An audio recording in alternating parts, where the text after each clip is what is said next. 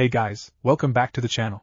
This is a story about what if Naruto was Blue Eyes Uchiha. Before I start, please support for more amazing content, and do consider subscribing to my channel and share this video with your friends. This is written by JJ12393 and link in description and support writer.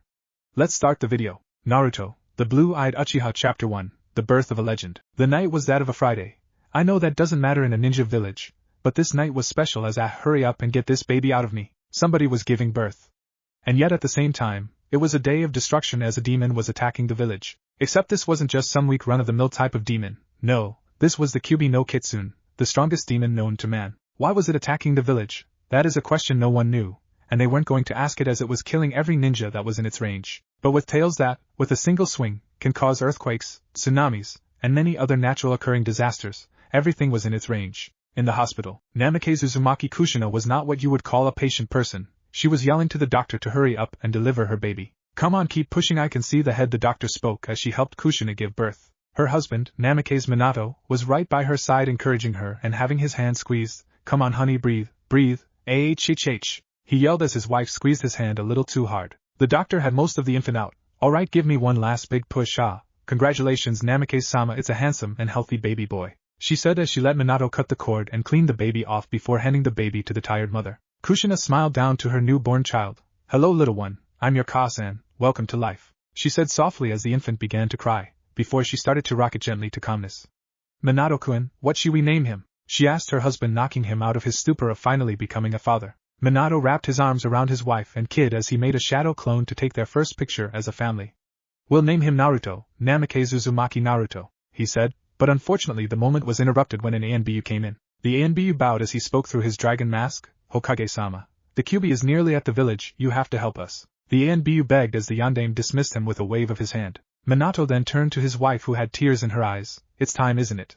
She said under her breath, as she continued to rock her child. Can I just have a little more time with him?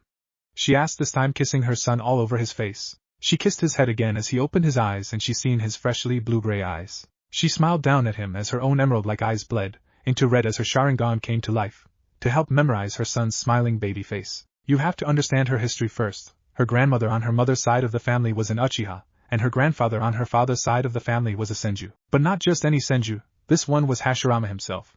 She herself married a Namikaze and she's an Uzumaki, so her child was literally going to be the strongest ninja in history, maybe even exceeding the Rakuta Sannin. With the Uchiha's bloodline, the Uzumaki's longevity and large chakra reserves, the Namikaze's stamina and amazing techniques, and the Senju's military intelligence, analytical minds and their uncanny ability to be Kage level, then it's no question just how strong Naruto will become. She could tell that she didn't have much time, since she had lost a large amount of blood, and no amount of blood pills would bring it back. Her fully matured Sharingan eyes morphed into that of a four-pointed star, Tsukiyomi. She whispered as she sent her son into a 3-day-long genjutsu that only lasted a single second in real life. What she did in the 3-day span will most likely be known later in his life when the memory of the event is systematically unlocked later in his life. What was weird though was that her chakra level seriously plummeted. The machine monitoring it was going crazy at the sudden drop. Minato had seen what his wife did, but like always he didn't have time to panic as she was done a second later. But who said he didn't panic as he watched the machine go crazy a second later as his wife's chakra levels dropped down from 85% to 25%. Oh shit, he muttered as he quick stepped to her bedside and popped a soldier pill in her mouth, and her chakra levels rose to 35%, but he didn't see that. All he seen was her Sharingan fade from view.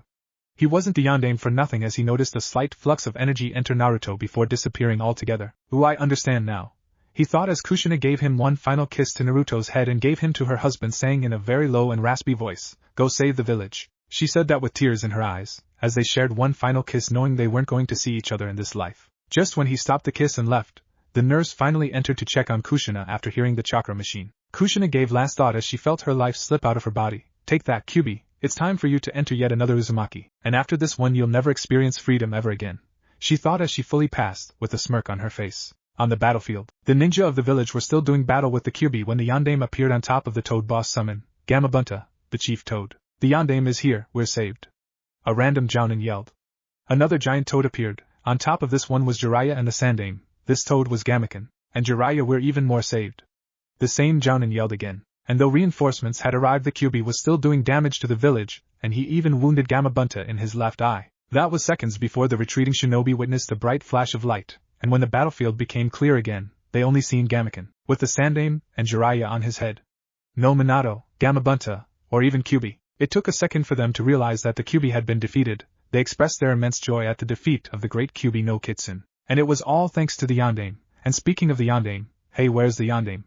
A Jounin asked the question that made many shut up and think about it. They now knew that the Yondaime gave up his life to get rid of the great demon fox. They took about a second to mourn the loss of their Yondaime before they renewed their cheering of their victory over that of the Kyuubi. Closer to the disappearance of the Kyuubi was Jiraiya and Hiruzen, and they were searching for the body of Minato. Even after a thorough search for the body, they still couldn't find it. Even after a flux of churka filled the air minutes ago, they just couldn't pinpoint the location it came from. With all the leftover yuki in the air, they were beginning to give up on the search, until they heard the sound of crying inside of one of Kyuubi's larger and deeper footprints, at least a dozen feet deep.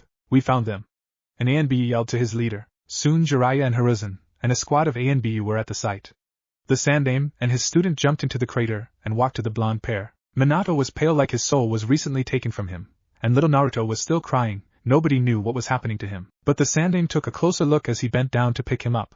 What he seen nearly made him faint. In the child's eyes was a fully matured Sharingan, and the kamas were spinning crazily before vanishing from view, returning the infant's eyes to their original blue-gray. This truly was the birth of a legend. Naruto, the Blue-Eyed Uchiha Chapter 2, Decisions. The Sandaime, Jiraiya, and the Anbu were jumping towards the hospital to return the child to his mother, when a Toad appeared in a puff of smoke on Jiraiya's shoulder, and whispered in his ear. He stopped and listened to Toad. This made the others stop as well. What is it, Jiraiya-kun? The Sandaime asked his only remaining student, as he carefully held the infant in his arms. Jiraiya's eyes were getting wider and wider the more the Toad said. The Toad disappeared as his mission was successful. Jiraiya handed over the body of his student to the nearest Anbu, after saying a quick prayer for his lost pupil, Sensei. Gamasui just informed me of Orochimaru's last whereabouts. You know I have to go and check it out. He also told me that he recently joined an organization of some sorts, and I need to check what kind of organization. I'll be back whenever I have the time to, Ja, he said as his body flickered away. The Sandaime's eyes narrowed after hearing about his once favorite student. He knew he should have just killed him, a couple of months ago, for his treasonous acts, but he just couldn't find it in him to commit to the deed. He sighed as they finally reached the hospital to return the baby to his mother, and to tell her the grim news about her husband. He looked at the only Anbu that remained at his side. The others had went to take the Yondaime's body to the morgue. This Anbu wore an Inu mask, and behind that you would see the face of a battle-hardened 15-year-old. The third shinobi war was truly devastating to all. Atop of his head you could see silver hair, that seemed to defy gravity as it stood up, diagonally, in the air. He wore the standard armor required for Anbu, and carried the standard ninjutsu that Anbu carried, as their weapons. They would have walked into the lobby of the hospital if the head doctor wasn't there to stop them. What is it you want, Nico, Sunlight? Asked the Sandaime. Nico, the head doctor, bowed. I'm sorry to disturb you, Hokage-sama, but I must tell you that Uzumaki Kushina has passed away a half-hour ago, she said, bowing again, this one lower than the last. Both the Sandaime and Inu's eyes widened. Kushina was dead. No, it couldn't be. They blasted past the doctor and into the building, but halfway to the room they seen her being carried in a body bag. As the body passed, Naruto woke up and began to cry, reminding them that they still had him. I guess that he somehow could sense the death of his mother, just like he had with his father. What are you going to do with the child now, Hokage-sama? Inu asked his leader, who was trying to calm the child down, but it was to no avail. The Sandaime gave him a long and heavy sigh as he started walking out the hospital.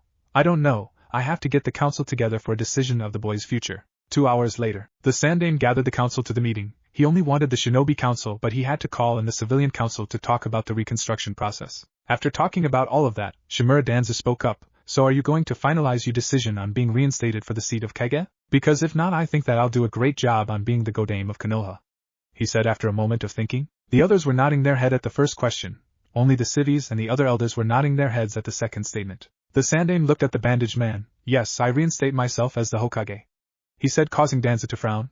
Now I have something more important to tell you. You know when I said earlier that the Kyuubi had been killed by my predecessor? Well, that wasn't entirely true. The Kyuubi was in fact defeated, but it was not killed, he said with a straight serious face. What is it you have to say, Hokage-sama?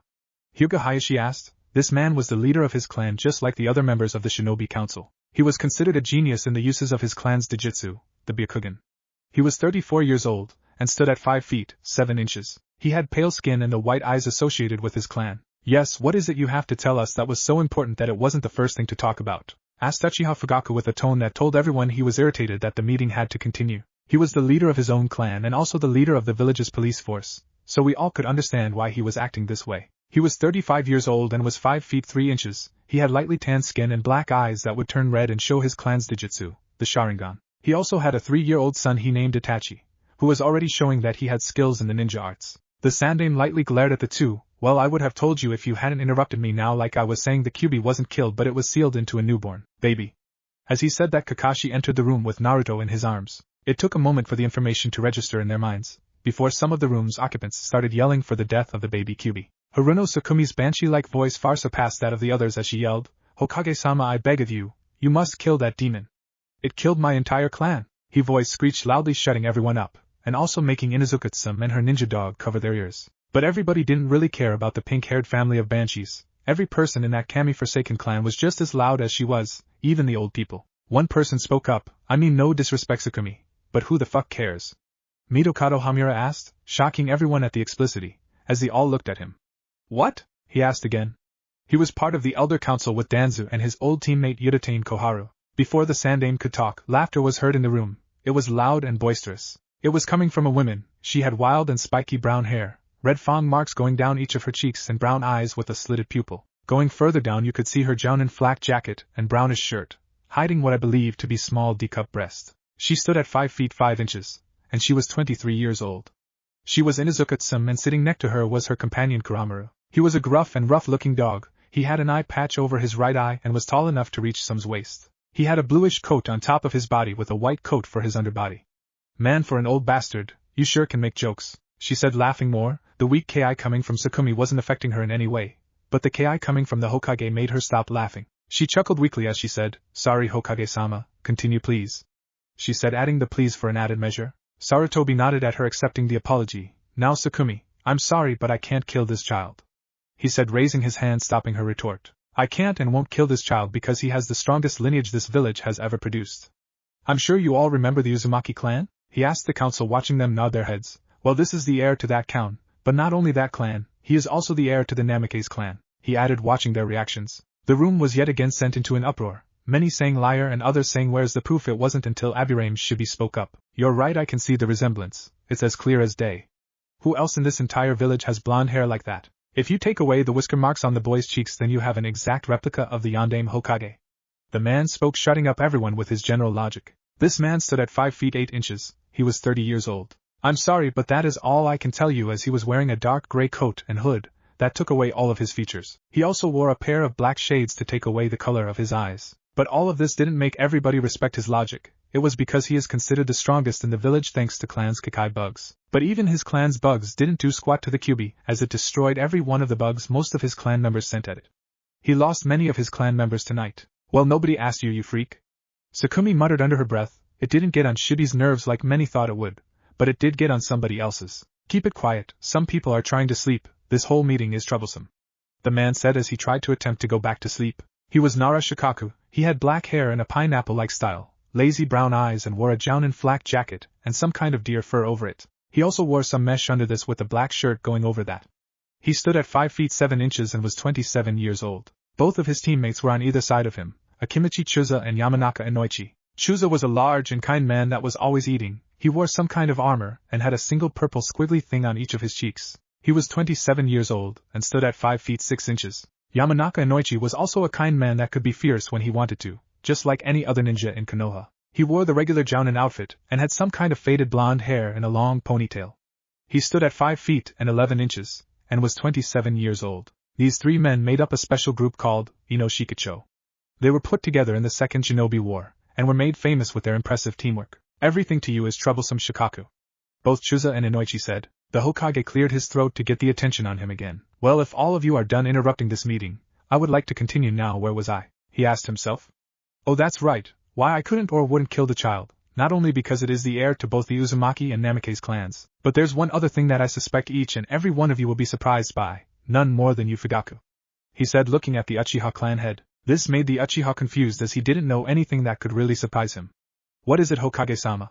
he asked, feeling anxiety of the moment. The Hokage tilted his hat down, shadowing his eyes as he spoke. "It's the real reason why I want to kill the child, it's because he has the Sharingan," he said. Everyone's eyes widened to epic proportions as they couldn't believe the information that was just given to them. Even the civilians' eyes widened, the same cities that didn't know a single thing about Ninja World. The biggest surprise didn't even come yet as the Sandaime continued speaking. "Also the Sharingan is fully matured," he added, making most nearly faint at that last piece of information. Danza couldn't let the opportunity pass up as he quickly stood up. "Sarutobi, You must let me train him, to properly teach him what he needs to survive the harsh realities of the shinobi world.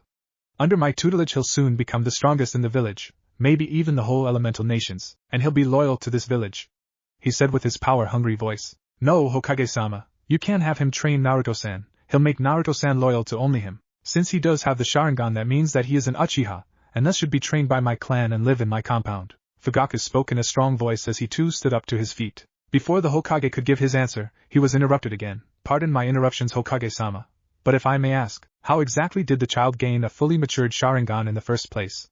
Shikaku asked, getting everyone's attention, as they too pondered the question. This also got the Hokage thinking as he too pondered the question himself. Flashback. The Kyuubi had just been sealed into the child when it entered the child's mind where it would rest up, but before it did, he noticed something off about this baby. "Wait, this feels familiar. Wait a minute, this is an Uzumaki baby, no." It started to make noise as it crashed around in his cage. In heaven, a woman with red hair and angel wings suddenly found herself smirking for no apparent reason. Kyuubi continued to crash into his cage, when he noticed something on the other side of his cage, two somethings as he looked at them. One was a big, red ball of energy, and the other was a big ball of blue energy. He then noticed something else about his new container. This boy is a descendant of one of my creations, like Kushina. He thought the name Kushina like it was poisonous to his mind. "I don't know any other people I hate more than her, well maybe Madara.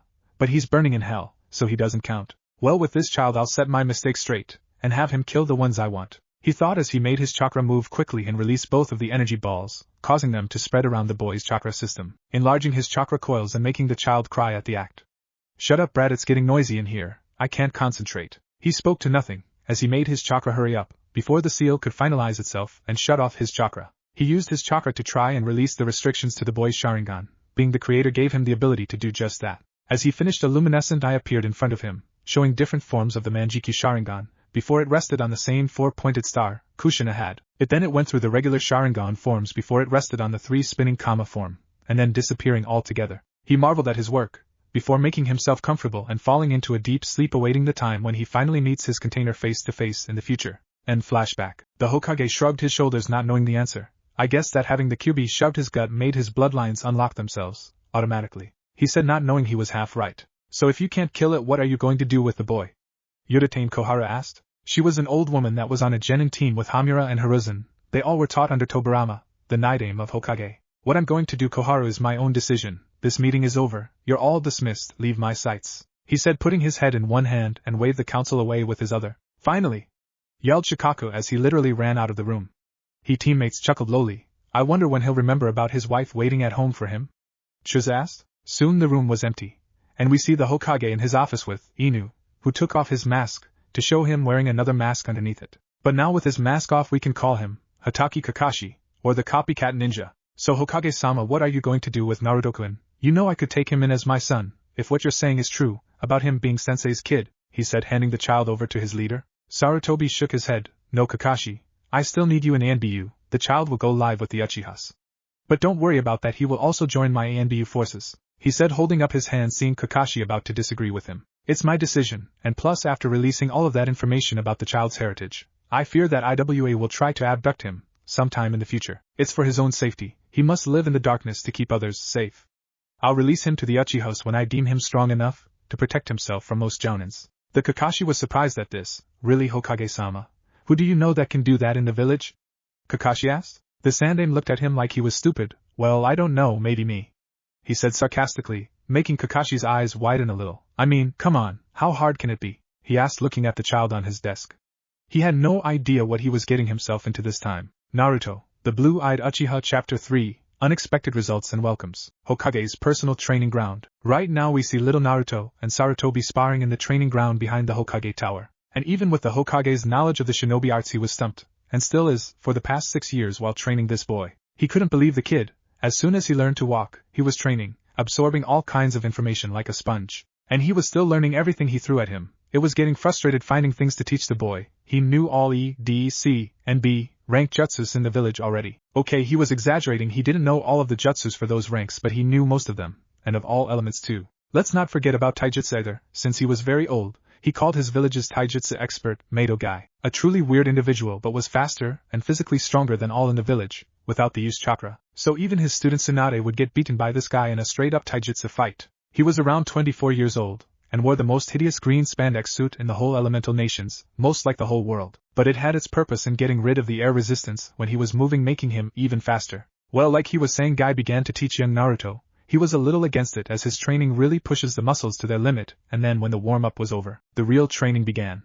And since Naruto had been getting trained by him since he was age 3, that means that he was a little more buffer, lean, a little bit too stronger for someone his age. And even then his training had to progress faster after what happened, sometime before Naruto turned 4. It was the reason why he enlisted Naruto into the Anbu Corps shortly after. 2 years ago, give or take a few of the months, Naruto had just gotten out of training with his sensei, Guy, and he was super tired from the brutal training he was put through. And even though he had been doing this kind of training for a couple of months, he was still tired, and yet he never complained, since taijutsu was the only thing he could work on for the time, since Hokage Gigi said that even though his chakra reserves were higher than everybody's in the village, that he had to let it settle before he started to do anything chakra-related. He was sore as he wandered through the forest, in search of the Hokage's compound, around the area. It was always a little hard to navigate through the forest during the new moon, as even his demon-enhanced eyes needed just a little light to fully work, so everything he was seeing was just a little fuzzy. After a while of walking, his ninja senses started to go off, and he jumped to the left, evading a couple of kunai. He activated his Sharingan, and looked at his attackers.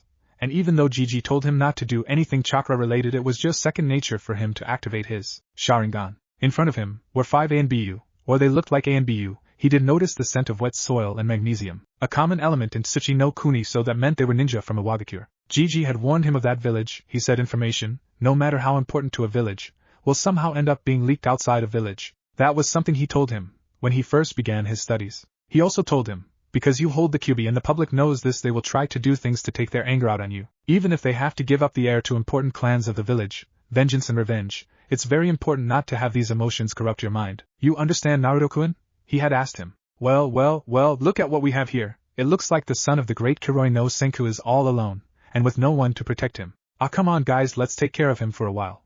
The man in the middle said, indicating that he was the leader of the squad. The man on the right side of the leader began chuckling. Yeah, and by take care of you, he doesn't mean we're going to sit down to a nice cup of tea. He means we're going to beat you up, he said, laughing hysterically. The leader looked at him. Thanks, Jackal, you're the best subordinate I have ever had, he said sarcastically. What, I thought I was the best? That's not fair. I work way more than he does. A very tall and muscular man said from behind the leader. No, Raccoon, you're also my best subordinate, the leader said. This time another tall man became loud. What, Taicho? I thought I was the best, you just told yesterday. This man was just as tall as Raccoon, but not as muscular. The captain then looked at him. Now Boar, now is not the time to get pissy. You're all my best minions, yes, even you Gecko, he said, looking at the last member of his team. This one was by far nearly shorter than Naruto himself. And speaking of Naruto, he knew he should have left or attacked by now, but he was rooted to his spot, and he didn't know why. As he watched as the team of dust members argued with each other, with a huge sweat drop behind him, he cleared his throat. Yeah, so as much as I would love to hear you 5 argue, I got to get home, and get some dinner and rest, so yeah, he said as he started backing away from them. They turned their attention on him and the leader began talking. Yes, sorry about that, kid. So where were we? Oh yeah, now we're going to kill you. So it's only respectful to know the names of the one who is going to kill you. I am the leader of this elite fighting force, Captain Goat, and we are the men who stare at goats, he said as he and his whole team struck a pose together, making Naruto's sweat drop, becoming even bigger, nearly toppling him. Naruto did shake his head after a while as the team stayed in their pose. I'm going to have nightmares of these people after this is done. And even though, like I said earlier, he was still tired from his earlier training, so he only had one chance of getting out of this situation alive and sane. He quickly took out a pellet from his pocket, dug his nail into it and quickly threw the pellet into the air, where it exploded in a bright flare of fire. It was a signal flare the Hokage gave to him. He had it specially designed for people that couldn't use chakra for the original signal fire. And before the pellet even exploded, he had turned around and bolted out of there, in hopes of getting to the Hokage, before they caught up to him. And catch up to him they did, as they appeared in front of him. But he was still going, and the first attack went through the dust member, Gecko, as his fist went through the mask and into his face, shattering the skull. And it was all thanks of the speed he was moving and the strength behind his strike. This was his first kill, but he didn't have time to be devastating at taking a life as the others responded. Jackal sent a punch at his face. Boar tried to sweep him under his feet, while Raccoon coming from above with a downward strike, using both hands clenched together, making a much larger single fist. And everything was timed perfectly, from getting punched, then swept, and then pummeled into the ground, except he was a regular person as he had his Sharingan, which predicted the whole thing, so he simply jumped backwards, where Goat was waiting for him. But back to the other three, they had crashed into each other. Boar was hit with Raccoon's attack, and his leg snapped, nearly making him scream in pain. And if it wasn't for his pain tolerance training, he would have, Let's not forget about Jackal. Raccoon's attack had went through his shoulder and continued on to Boar's leg. He was the one that screamed. Now back to Naruto. He was trying to avoid the captain's strikes, and it was only because of the Sharingan that it was happening. He was quickly getting more exhausted as time went by. He was also fortunate that he remembered about the others, and while they were arguing with each other to watch where they were going, he quickly sent a kunai at their heads. 2 out of 3 wasn't so bad, as Raccoon had dodged his, seeing it coming. And now it was 2-on-1. And they got their break as fatigue fully set in for Naruto, as he couldn't dodge the recent snap kick from Goat. And that was when the beating started. They started kicking and punching him in all places as they were doing damage to his little hard body. It was a full 30 seconds later that the Hokage and a full platoon of Anbu appeared at the scene, and killed the intruders. The Hokage quickly and carefully picked up Naruto's beaten and battered body. He had a completely swollen face, and blood coming out of cuts and bruises all over his body. His clothes had been nearly completely torn off of him, and his arms and legs were crushed, but looked like it was beginning to slowly heal, as the Kyuubi was doing everything in its limited power to heal up Naruto's body. And it had its work cut out for it, as Naruto suffered many broken ribs, and internal bleeding, not to mention a cracked skull. It took 3 full months for Naruto to completely heal from the damage that his body had sustained. The Sandaime walked into the hospital room, like he had been doing for the past 3 months, and checked on Naruto. He was awoke, with the head doctor in the room with him, finishing up her analysis.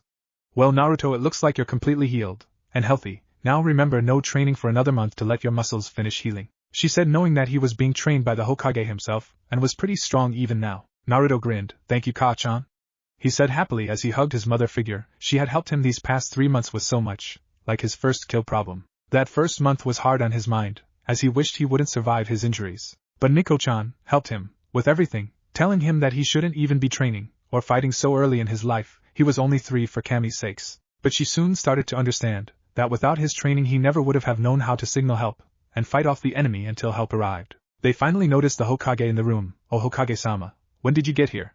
Nico said, looking at the Hokage, but still had Naruto in her arms. Hey Gigi, Naruto said, waving one of his hands to the Sandaime. Hiruzen smiled at the sight. Ever since Naruto-kun had met Nico, he had become attached to her, calling her Ka-san, and she always called him her Sochi. She never had. Was it because Nico had also been an orphan in her younger days?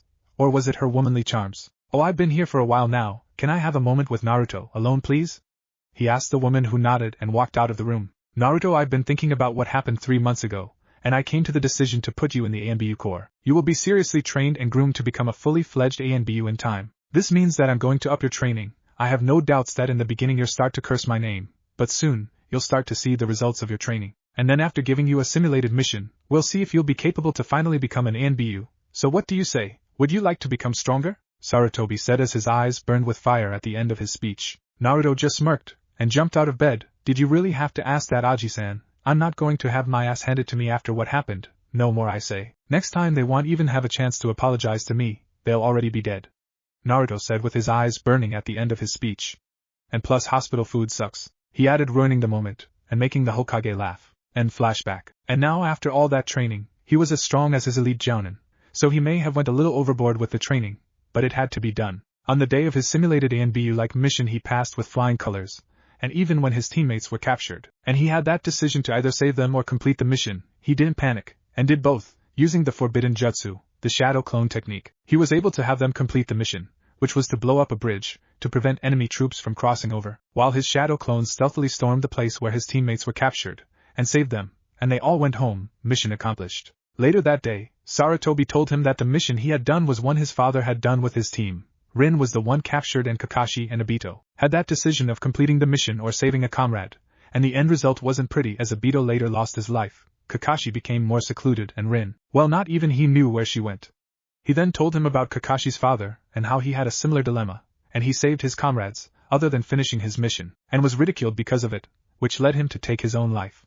Learn from past experiences and you'll know, when the time comes, what choice is the right choice. Okay, back to them. They had ended the spar. You just keep getting stronger and stronger, Naruto. So are you ready to fully join the Anbu? You've just received the okay from the Anbu commander, Tora. So when you're ready we'll go over there and you'll receive your armor, mask, codename, Anbu registration number, and lastly your Anbu tattoo. Later you'll be put on a team to work with, Sarutobi said, moving around and then taking of a part of his battle armor, as Naruto's strength had put a huge dent in it. His armor was getting more older and more rusty the less he used and polished them, and he hadn't did that in the last decade, so he needed new ones. Damn Naruto, you broke my armor, you need to watch your strength, he said as he fully took the broken piece of armor off. Naruto chuckled sheepishly and rubbed the back of his head. Sorry about that, Gigi. It's just that I know where your armor's weak points are, and I had to exploit it, but maybe I did use too much power.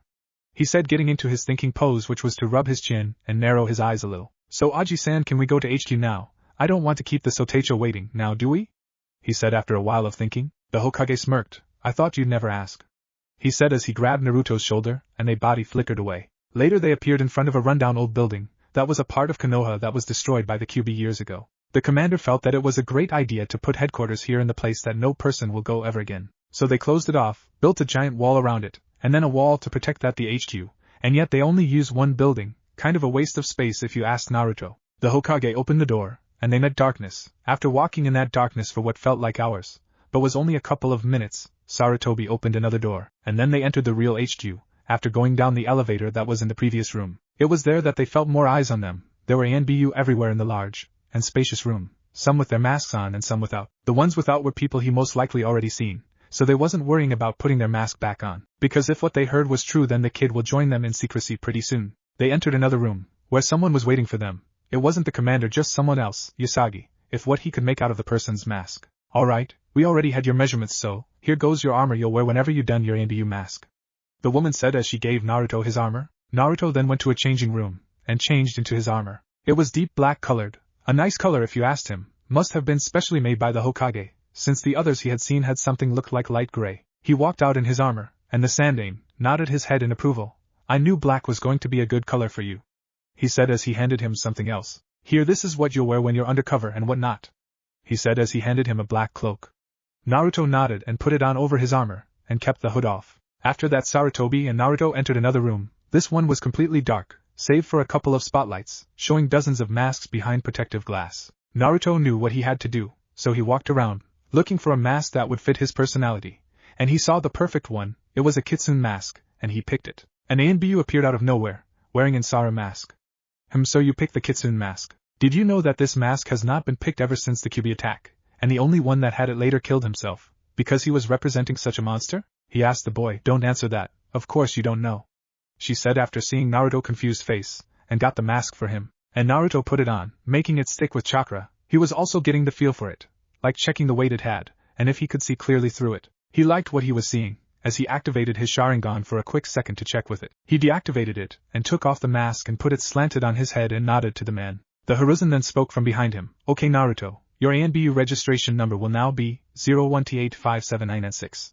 He said, writing it down in the Anbu's registration manual. They left and entered another room. This room was round, and had a balcony going around it, and in the middle of the room was a chair that he knew was where he would get his Anbu tattoo and become a full-fledged Anbu, a rookie, but an Anbu nonetheless. Up in the balconies were the entire Anbu Corps, and they were there to witness the induction of their youngest and most known member. Everyone in the Anbu Corps knew about the young blonde. He was the son of the 4th Hokage and Uzumaki Kushina. Those two were legends in their lifetime, and even to this very day, legends they remain. They also knew about the Sharingan he had since birth. Inu, Kakashi, wasn't going to be the only one in the Corps to have a Sharingan now. Naruto sat in a chair when somebody sat down in the chair next to him. He sat down some items next to him. This was the Anbu commander, Tora. It was customary for the Anbu commander to finalize any inductee by tattooing the Anbu symbol of their left shoulder.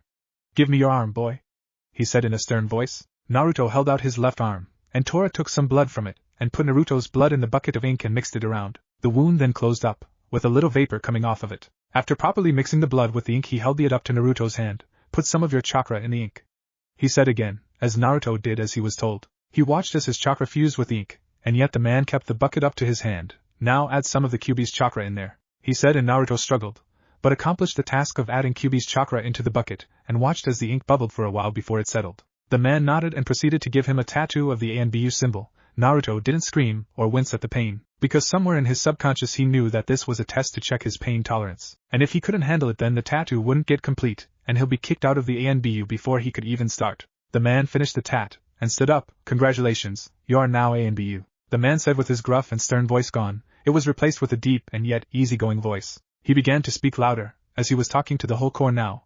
I want you all to welcome our newest member, Kitsune. Know that because you are the Jinchuriki for the Kyuubi that you will not be treated in any less way, and receive the same kind of respect from all members. Am I right, everybody? He said as the Anbu all around began to cheer for their newest brother. The man turned back to Naruto. Now you have your first mission. Naruto looked back to the man. What is the mission, and I'll see that it is completed quickly and successfully. he said as he stared the man in his eye. The man smirked at the kid's determination. Your first mission is to swear your loyalty to the Hokage, he said, watching Naruto nodded and turn around facing the Hokage. Naruto stared at the Hokage, activating his Sharingan, and bowed on his knees. I Namikaze Uzumaki Naruto aka Kitsune, member of the elite Anbu Corps, swear allegiance to the Hokage of Konohagakure. I swear to protect and serve this man and achieve anything and everything I am told. He finished talking, and stayed on his knee and left his head bowed. The Hokage looked at him. Raise your head.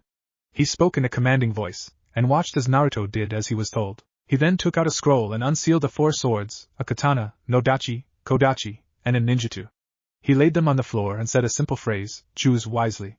He said. Naruto looked at each of the swords, knowing that whatever sword he picked will be his weapon until his death, or if he ever leaves Anbu, but that'll never happen, right? He picked up the katana, knowing that even though he was short now he'll grow taller, and be able to use it properly. He took his sword and strapped it to his back, under his cloak, making the handle stick out at the top. It was like the sword was a zanbato compared to the kid, as it was nearly taller than he was. Sword 3 feet, Naruto, 3 feet 4 inches. Tora walked up to the kid and clasped his hand on his left shoulder.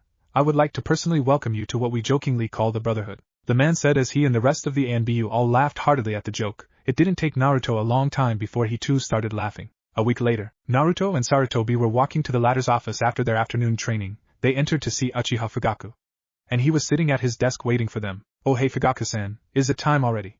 He said as he sat down in his big OL comfy chair, sighing as he did so. The man nodded as he looked at Naruto, standing beside the Hokage. I can't believe this is the first time I actually get to meet you, Naruto-kun. It's nice to meet you, he said, putting out his hand for a shake. Naruto looked at the hand weirdly before shaking it. Not to be disrespectful, but who are you?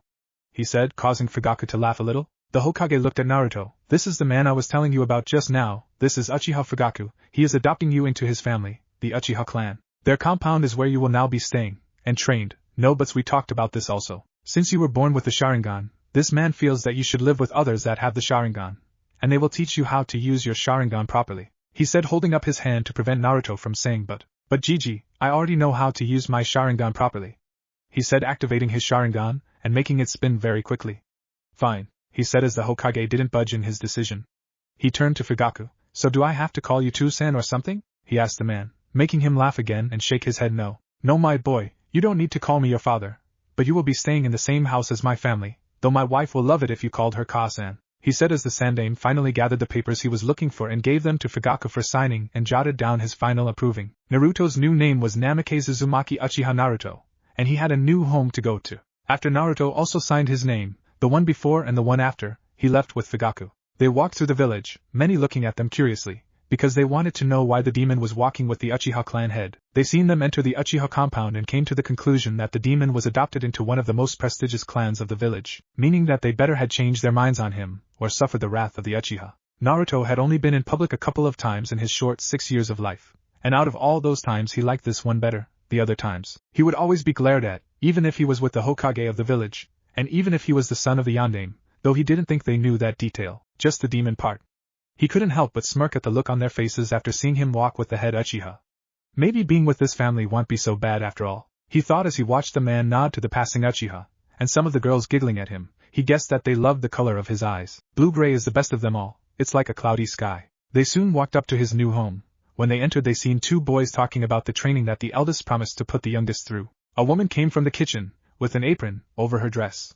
Boys, calm down, your father will be here any moment, and you don't want him to see you two argue, she said to her 2 sons, as the eldest poked his younger brother in the forehead. Too late, said a voice from the doorway. I'm already here, with a new addition to the family. Go on, introduce yourself, he said to the boy, lightly moving Naruto in front of him. Naruto sighed as he was moved. He waved his hand. Hi, my name's Namikaze Uzumaki Uchiha Naruto, and I was just adopted by this man here, so I hope you'll respect me as I'll respect you, he said to the family. Mikoto nearly squealed. Hi, I'm Mikoto, you can call me Ka-san, and these are my sons Itachi and Sasuke, you can call them your brothers, said Mikoto. She was a beautiful woman, around 29 years old, a medium-sized D-cup breast. She had long black hair that reached her shoulder blades. She wore a brown dress and had a beige apron over it, which she just took off. She was wearing any shoes as that was some kind of tradition in all households. She was a retired jounin that stood at the height of 5 feet 2 inches. He knew that because she suddenly appeared in front of him and hugged him to her breast. Welcome to the family, we have been expecting you. She let him go after she heard him gasping for breath. Sorry about that, I'm just so happy, she said, grabbing his hand and dragging him to the table and sat him down. Lunch will be here any minute now, wait right there, she said, skipping to the kitchen, humming a small tune. Naruto was just staring at her as she skipped to the kitchen. He was a little embarrassed at what had just happened, until he remembered she said something about lunch. He looked at her two sons. What is she making for lunch? Is it dango? Naruto said eagerly. Itachi spoke. No, she's making udon. Itachi looked like a nice boy. He had a mysterious line on each side of his nose. He was wearing the clan's regular high-collared dark gray shirt and black shorts. He was around the age of 9, and stood at 4 feet 5 inches. He was sitting at the table cross-legged, and he was eating some pocky from under the table. You say that like you hate udon, Itachi and I. Sasuke said from beside his brother. Sasuke was Itachi's younger brother, around the age of 5. He was still rubbing his forehead where Itachi had poked him. He too wore the high-collared shirt. His was black and he wore light gray shorts. His hair was unlike his brother's, which wasn't spiky like his. His brother's hair framed his face in front, and was tied in a short ponytail in the back. His also framed his face but got spiky in the back, making it resemble a certain animal's backside. I do like it. I was just answering his question, Ototo. Whatever. So Naruto, do you have anything you like other than dango?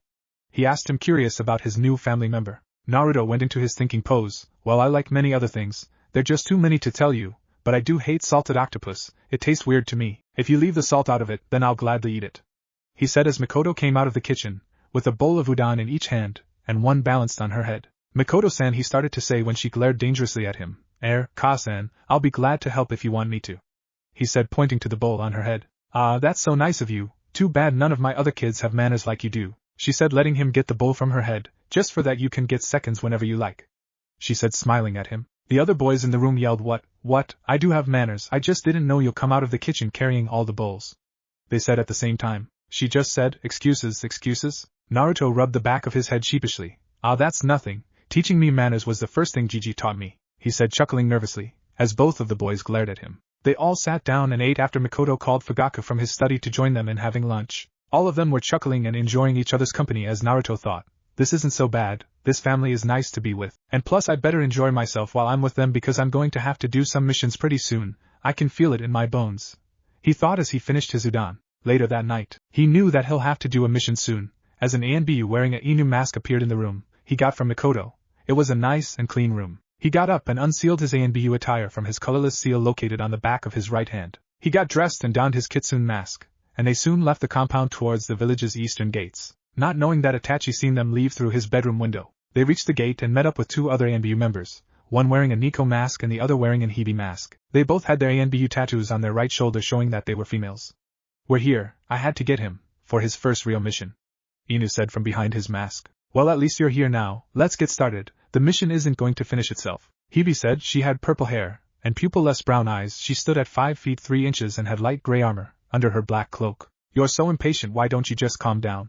Nico said, and they began to argue with each other. Can both of you be quiet? Nico, why don't you at least act like you're my lieutenant? And Hibi, we'll leave right now, just calm down, Inu commanded them calmly. He then looked at Naruto. Don't worry about them, they're really good friends. Now show us why the Hokage himself put you in Anbu, he said as they all vanished and started their nighttime adventures. Naruto, the Blue-Eyed Uchiha Chapter 4, Congratulations and relax. Outside of Konoha's walls, the forest was always peaceful at night. The stars were out, and the moon shining on the forest below. Animals turning into sleep and predators relaxing after a great meal. And do you know the best thing? The team of Anbu didn't disrupt the atmosphere at all. Following the team, we see 3 figures. Wait, that's 4 figures. The fourth was just short. And yet his height didn't hinder him at all, as he was keeping up with the other's speed. Kitsune was irritated as he was jumping tree to tree. Why? Because he couldn't believe what his first mission assignment was as an Anbu border patrol. Seriously, they woke me up for this. He thought, happy that his face was covered by his mask so that his squad members couldn't see his scowl. Well, at least he thought that they didn't notice. His comrade Nico turned to him. What's wrong, Kitsune-kun? She asked, noticing his tense neck muscles. Kitsune turned to his worried squad member. Nothing, why would you think something is wrong? He said. She quietly giggled. Because your neck has been tense ever since the mission briefing. Kitsune's eyes widened a little at that, until he remembered that she was Anbu, and that was one of the skills in being Anbu, being able to notice the little things and use them as an advantage for other things. You don't have to be so tense, you never know what could happen on these missions, but it's best to always hope for the worst, so that you'll never be surprised during the mission, you understand? She said after a while. You know, she is right, Kitsune-kun, but she left out the most simplest detail in being an Anbu. You have to always be on your guard when on duty. You can never relax until you are off duty, so for now on be prepared to be awake for many nights in a row, Hibi said, slightly turning her head and looking in his eye holes for a brief second, seeing his activated Sharingan eyes. Girls, quit pestering Kitsune. This is his first mission. Border patrol is always an ANBU's first mission. It's to prepare them of long nights of sleep and being on guard and some other stuff I forgot. Inu then gave a deep reminiscent sigh. I remember my first mission. I was asleep for days after it. He said, holding up his hand signaling his subordinates to halt. They stopped and overlooked the clearing in view, seeing a bandit camp inside of Hai no Kuni. Now that was something they couldn't have that. Looking in the campsite, they could see a total of 14 bandits. And though they didn't see any civilians, they could smell the heavy scent of blood and burning flesh, meaning that they had people there earlier and burned the bodies, likely to get rid of evidence of them even being there. Okay, these goons must be eliminated. They cannot continue living if this is what they're going to do with their lives. He then looked at his rookie NBU. You okay with killing others? I am unaware if you have killed before? Inu asked, keeping his voice down. Yes, I'm okay with it. I had my first kill a few months before I turned 4. I'm pretty sure I can handle these weak bandits, he said, ignoring the concerned words of the female members of the squad. Ah, you poor baby, Nico said, pulling Kitsune into her chest. The only things keep his face from her breast were his mask and her armor. I'm okay, Nico. I killed 3 out of the 5, but I was put in the hospital for 3 months. Let's not talk about this now. We have to get rid of these bandits, he said as Nico let go of him, and they all looked over the camp. Alright squad, this is what we are going to do. Kitsune, I want you to take all the bandits in the east of the camp. Hebe, you got west. Nico, you get south, and I'll get north. Alright, you have your orders. I want these kills to be silently. Wait for my signal and then attack. Inu ordered as they all went to their positions. Kitsune went to the east of the camp, and if you divide the camp up correctly, then that means that he has 6 bandits to kill. No, wait, 7. The food was being served in the east, and they were eating. Fortunately for him, their backs were turned to the forest, meaning he could easily kill them all when the signal was given. Nico went to the south, the area where only 3 bandits were. This area was where the tents were, and her targets were busy sleeping after having a busy day. Hebe went to the west where 3 bandits were. These bandits were towards the middle, using the light of the fire to play poker, and from the looks of it they sucked. They all were getting bad cards. She sighed at Kitsune having the most bandits on his side. Lucky brat, she thought. Inu stayed in the north and watched as the leader was coming up with a plan to attack the nearby village again, and this time take more than just money and women. Maybe I should kidnap the mayor's daughter, and get some money and food out of that, and he'll get her back after I had my fun with her, the bandit leader said loud enough for Inu to hear. And speaking of Inu, he held up his hand in view of his team, in the open palm position, and when he closed it the attack started. The team of A and B launched into the clearing, stealthily, and killed the ones they were assigned. Kitsune threw multiple kunai at his targets, and before you know 6 were down. He only threw 6 because he wanted to do this personally. He ran up to the remaining bandit just as he noticed his comrades were falling to the ground. He was about to yell out to the boss when his throat was cut, and all that came out was the gurgling sound of him drowning in his own blood, before quiet set in. Nico ran through the tents quietly, slitting the throats of the bandits. Hebe jumped high in the air, landed on the table, and while the bandits looked surprised, she spun in a circle and decapitated all of them with her ninjutsu. Inu just dropped from his perch and sliced the leader down the middle with his own ninjutsu. The met in the middle where Hebe was sitting on the table, without an ounce of blood on her. She leaped off and landed in front of her comrades. That wasn't so bad. But I still don't like that Kitsune-kun got the most bandits to kill. It's so unfair, she said, crossing her arms. I'm sorry, Hebe-chan, is there something I can do to make it up to you? Kitsune asked him, not seeing or hearing the rest of his teammates waving their hands in the no motion. Hebe just gasped happily, sure there is. The minute we get back to the village you can treat me to some dango, she said, moving her mask to the side a little bit, and kissed him on the cheek, and started skipping away happily. Kitsune just stood there in disbelief. What did I just get myself into? He asked out loud. The others shook their heads. She's going to stick to you like glue now, they both said, and followed Hebe out of the clearing. 6 a.m. The next day, the team returned after a short time doing border patrol. Usually a team would do border patrols for a week and up, but since this was Kitsune's first mission, the Hokage didn't want his skills to be wasted on doing border control. When they reached the gates, Kitsune let out a big yawn. He had been doing this for the past hour and a half, and his team was getting annoyed at its consistency. Okay, that's the last straw. Either stop yawning or I'm doubling the amount of dango you're treating me to, Hebe said, exploding at hearing the latest yawn. Hebe, what did I tell you about yelling at Kitsune-kun? You have to remember, even if he has the skills to be an NBU, he's still a kid and kids need sleep, Nico said, defending Kitsune. Hebe gave a deep and heavy sigh as they passed the gate. Only 2 more years of this and I get to become a full interrogator and torturer, she thought dreamily. She stopped thinking when they entered the huge red tower the Hokage works at, ready to give her report. They all appeared in front of the Hokage and said at the same time, while bowing, "Mission accomplished, Hokage-sama," their voice matching perfectly, almost making it seem like one person talked. You could tell they were working on this. Hiruzen looked up from his paperwork, and even though he would never be working on paperwork at this hour, he was bored at the moment. He finished his book already, and reading it again took away the surprises that come the first time. Ah, Team Omega, I've been expecting you, he said happily that something took him away from his paperwork. Tell me, how was Kitsune-kun's first mission? He asked, lighting his pipe. Inu smirked behind his mask. Well, he did very good. We encountered a bandit camp a couple of miles away from the northern border, and quickly dispatched of them. Yeah, with Kitsune-kun taking most of the kills, that's why he has to treat me to dango after this meeting," Hebe said, crossing her arms, causing Kitsune to chuckle nervously and rub the back of his head, at having to be reminded of that. Sarutobi chuckled, as did the other members of Team Omega. "Well, I feel sorry for you. Now Kitsune-kun, take off your mask for me please," the Hokage said, as Kitsune did, and Naruto's face appeared, wearing a very bored face. "You did great, Naruto-kun, congratulations," he said, smiling at his young charge. Naruto rubbed the back of his head sleepily, before lightly glaring at the Hokage. "Gigi, if I get another border patrol mission I'm going to quit. That was most boringest thing I have ever did," he said, running his hand through his hair. "Naruto-kun, what did I say about boringest not being a word? You have to quit using it," Sarutobi reprimanded his student. Naruto just sighed. "Yes, Aji-sensei," he said, but then something happened that he didn't want to happen. He yawned, and Hebe promptly exploded. "That's it, we're going to the dango stand. You guys could take care of the rest of the report, right?" she said, taking off her mask, revealing a face that made Naruto's face turn red. It was the most beautiful thing he had ever seen, and he had seen some beautiful faces, like Nikko-ka-chan, Mikoto-ka-san. There was one when the Hokage took him to the Hyuga compound to have tea, and learn proper manners. It was the Hitome-chan, the Hayashi's wife. And even when he was given his genjutsu lessons, from Yuri Kurenai, the genjutsu mistress herself, it didn't matter if she was only a chunin.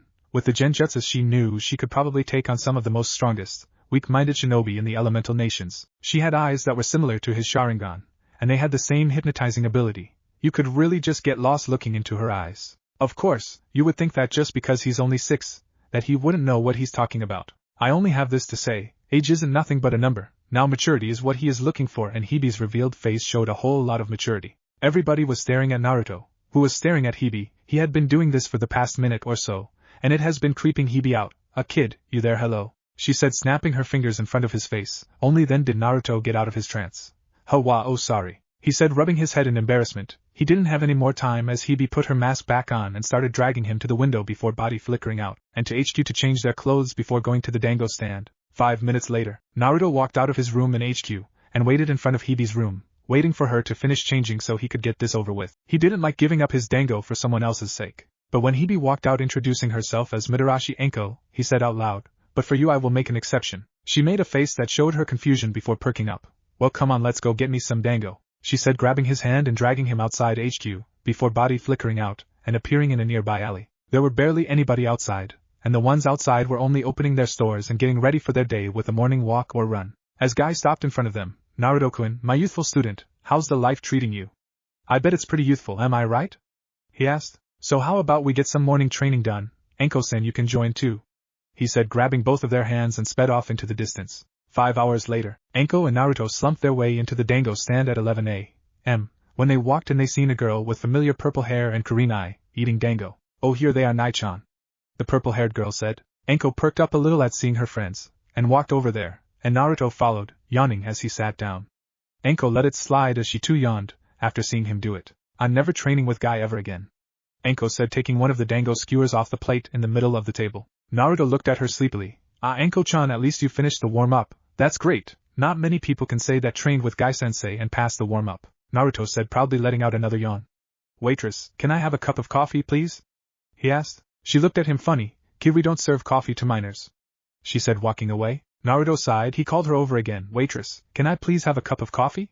he said, his eyes turning red for a while before going back to normal. She perked up. "Sure, how would you like to have it?" Naruto smiled and said, "Surprise me please?" She nodded and went on her way. He looked at the table's occupants and found them looking at him. "What? I don't feel like having any problems today, and not getting served coffee, just because I'm a kid, was definitely going to be a problem," he said, putting his head down. "Go on, Enko-chan, order all the dango you want, as long as you save me some," he said, waving his hand in the air, waiting for his coffee. "You know, Yu-chan, we should have seen this coming," Enko said, ordering herself about 3 dozen skewers of dango and a bottle of sake. "I mean, he just go off of an all-night mission and then gets dragged into training with Guy for the past 5 hours. I'm surprised I'm not passed out," Enko added. "Yeah, I heard about Guy. He calls himself Konoha's green beast. I hear he's wicked strong and incredibly fast. And yet even with all that he has no sense of fashion," Kurenai said, taking a bite out of her own dango. The waitress came back and tapped Naruto on the shoulder, waking him up instantly. "Here you go, I got you black, with sugar and cream," she said, putting his coffee down. Naruto thanked her and gave her a 50 yen tip for the 10 yen coffee. She thanked him and went to her next table. Naruto took a sip from his coffee and looked around the table. "So what's your name, pretty lady?" he said, not wanting to say Nico while in public. She smiled at him. Well, Naruto-kun, my name is Yuzuki Yugao. It's finally nice to meet the real you, she said, flipping her hair a little. Now that I think about it, shouldn't you be getting back to the Uchiha compound? I bet Natoko-san is worried about you. She doesn't know anything about. For all she knows, she probably think you've gotten kidnapped, Yugogo said. Naruto shot up in his chair at the mention of the Uchiha. Oh yeah, I forgot all about them. Well, I'll just tell them that I got up really early to train with Gai-sensei, since it's the truth, he said, taking another sip from his coffee and getting up from his seat, before Anko yanked him back down. Hey, where do you think you're going? Don't try and skip out on paying for my dango. Now sit and watch us beautiful girls eat, she said, causing the other girls to giggle. Naruto's head dropped to the table, and the last thought before he fell asleep was, Mikoto-ka-san is going to kill me for worrying her. The three girls looked at the sleeping boy. Ah, he looks so cute when he's asleep, Yugogo said quietly so as to not wake him up. Ko-chan, are you sure that it was a good idea making him stay here? I mean, that chair is doing nothing for his back. He should be asleep in a soft bed. Kurenai said. Fine, I'll take him to your house and he can sleep in your bed. Are you happy? Anko said, smirking at Kurenai's blushing face. Well, give him a couple of years and then he'll get invited to my bed, she said on accident, or was it? She didn't have time to cover her mouth though, as the other two girls gasped. Nai-chan, do you like Naruto-kun? Whatever happened to Asuma-kun? Weren't you going to try and get with him when he came back from the capital? Yugogo asked, looking at her friend. Of course you like her, Nai-chan. You don't have to lie. You like him to Yukon. It's no doubt about that, Anko said, taking a bite from her last dango skewer and drinking the rest of her sake. So that means you like him to Ko-chan? Yugogo asked her skimpy-dressed friend. Of course, I just spent nearly a day with the kid. He has loads of stamina and he's incredibly strong, intelligent. His chakra reserves are through the roof. And lastly, in the future he'll grow up to be a very handsome and even more powerful young man. And since we have already established ourselves as the sexist in the village, there is no way that he won't grow more attached to us, she said, finishing her long speech. Naruto the Blue-Eyed Uchiha Chapter 5, New Team. Nearly 3 years later. Naruto was now 8 years old. Well, it was a little under 9 years old. His birthday was in a couple of months. Not that it mattered. He knew that he was going to be active on that day. He just took off his Anbu armor and sealed the rest of his equipment into the seal on the back of his hand, when Inu, his captain, walked into his quarters. Ah, Naruto-kun, I caught you in time, he said, taking off his mask, showing Kakashi. Naruto looked over his shoulder. Kakashi-senpai, what do you need? I thought you'll be home, relaxing after the mission we just had, Naruto said, putting on some regular sandals. Oh, I am going to be. I just came here to get you first. The Hokage has something to tell the entire corps, he said, leading Naruto into the squad room. It's like a living room, where some of the individuals in the Anbu could go to just hang out, when they don't want to go out in public, for reasons no one cares about. They walked in to see the Hokage in the middle of a raised earth wall. It wasn't high, just enough for him to see all of the corps. He noticed Kakashi and Naruto enter the room and began speaking. Now that everyone is here, I have some dire news to tell you all, he said as they all listened to their leader. Naruto and Kakashi walked to the front, but instead of stopping with the others, Kakashi kept going and stood before the Hokage. I must inform you that our beloved member Hatake Kakashi, aka Inu, is retiring from the corps, and will become an active elite jounin. It's his choice, so talk to him about it, the Sandaime added after a moment. The others were shocked. Kakashi the famed Sharingan no Kakashi was retiring. He was one of the strongest of them all. But the one shocked the most was his team, Yugogo and Naruto. Anko had transferred to the torture and interrogation squad to further learn under Marino Ibiki. They had stayed a 3-man squad since that had happened, and not even a month later, Kakashi decides to retire. Before any of them could voice their disagreements, the Sandaime spoke again. But a stepping down of a captain means that one of the members of Team Omega needs to be promoted to the rank of captain, and the only one that I think has the necessary skill and experience is another Sharingan user. So will Namikaze Uzumaki Uchiha Naruto please step up here to receive your new rank? The Hokage said, smiling down at the young Anbu member. Naruto stood shocked, so much so that the snapping of fingers in his face, courtesy of Yugogo, didn't get him out of his shock. But the clapping of the other members did. He looked around to see his brothers clapping for him, congratulating him on his promotion. A captain was the highest rank you could get without being the commander or the Hokage. Not even the most political assets in the village stood higher than being a captain of an Anbu squad. That was why Naruto was so shocked. He slowly walked up to the makeshift podium and got patted on the back by Kakashi, who did his usual eye smile. Congratulations, Naruto-kun, you deserve it, he said, unsealing his captain cloak out of one of his storage scrolls, giving it to Naruto. It's clean, you don't have to worry about that, I washed it. Okay, I'm serious, he said, seeing Naruto slightly sniffing it. The others laughed seeing this, and they all began to pat Naruto on his back, and some of the female members gave him a kiss on the cheek. The new blonde-haired Anbu captain was blushing the whole time, feeling embarrassed the whole time. They each turned to the Hokage when he began to speak again. That's not everything I have to say. Now Team Omega is still down a member. So which one of you will like to join this squad? He said, looking at the members, before his eyes landed on Naruto. It's your choice, Naruto-kun, he said. Naruto knew that a three-man squad wasn't a full squad, so the Sandaime must have had a reason to only let him pick one member. He looked around and checked all the members. They all had their masks off to show their faces, but he could still see them on their heads. He searched for minutes before stopping in front of a rather tall and buff individual. "I pick you, Kuma. Welcome to Team Omega," he said, shaking the man's hand, and turned to the Hokage. "So Hokage-sama, who else is going to be on this squad?" "I would love to congratulate the person as well," he said, looking at his sensei. "Oh, thanks for reminding me, lad," he said, turning his head. "You can bring him up now." He spoke to one of his Anbu guards. Soon the sound of somebody getting off the elevator was heard before the person appeared out of the shadowy area. The figure was Uchiha Itachi, and he was going to be the new member of Team Omega, after joining the Corps. He didn't change in the past 3 years. He was a little over 11 years old, and he too had a fully matured Sharingan. Everyone could see as it shined and spun in its hypnotizing circle. "Itachi-kun here will be joining the Corps. It's a shame everyone knows about it, but he will do well here. Isn't that right, Itachi-kun?" he asked the young man. Itachi nodded his head at the Sandaime. "Yes, I will, Hokage-sama. I will do my best on Naruto Toto's squad," he said, turning his head back to his little adoptive brother. "I knew you were Anbu Ototo, that is why I too decided to join," he said, smiling and ruffling his little brother's hair. Naruto struggled under the attack at his hair. "Come on, Itachi, you know I don't like when you do that," he said, getting from under the elder Uchiha's hand. The Hokage began to speak yet again. "Now can we induct our newest member, or are we going to keep on congratulating little Naruto? Come on everybody, let's give Itachi-kun his equipment," the old man said, jumping off the wall as it crumbled to the ground and disappeared. A half an hour later, Itachi walked out of the last room, dressed in all of his new Anbu armor. It was similar to the others, dark gray. He picked a ninjutsu for his primary weapon, and chose a weasel mask, making everyone chuckle since his name meant weasel. He wore his Anbu tattoo proudly as he walked out the room. "So what are we going now?" Itachi asked out loud as he stood in front of his new team. "That's easy, I have an assignment for you four," a voice said as Sarutobi walked by them. "I have gotten word that one of our neighboring countries, Nami no Kuni, is being taken over by a tycoon by the name of Gato, the CEO of Gato Incorporations. Well, I just heard that. All of that is a front, as he is a drug lord that makes and sells drugs. He is now using his vast resources to drain Nami no Kuni of its money. They spent all of their money to pay for this A-rank assassination mission.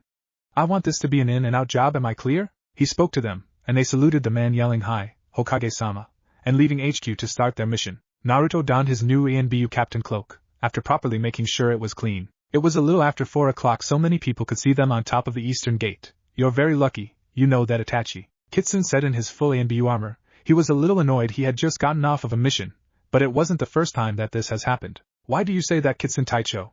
Itachi replied, as he put on his mask.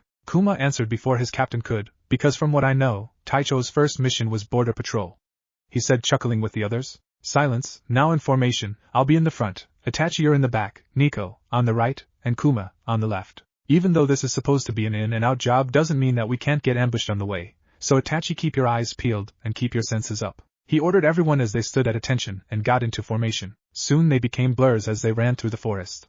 Seconds turned to minutes, and minutes to hours, before they made it to the port village. They ran on the water, using the mist as cover. They appeared inside of the village square, seeing a whole lot of people in front of a cage. They seen a man and they're dead. It seems the whole village just witnessed an execution of some poor soul. They each seen a short, stout man holding the dripping blade, laughing at the man he had just killed. "Let this be an example to those that want to be heroes," he had said as he and his bodyguards hopped on their boat and left. Deciding to let the town mourn for their loss, they jumped from their overlooking position and followed Gato through the mist. And sooner than they had thought, they appeared at the man's base of operations, on a remote island, 20 minutes, on a boat, away from Nami no Kuni. Kitsune signaled his team to stop, high in the nearest tree. They each crouched up there, keeping quiet, as they had seen some former ninja turn mercenaries, like one of the former 7 swordsmen of the mist, Momochi Zabuza. Talking to Gato, he wanted to get paid for his service as his mercenary. Gato denied him his pay, and told him that somebody was trying to build a bridge that will no doubt ruin his plans for the village. They each wanted to attack them right now,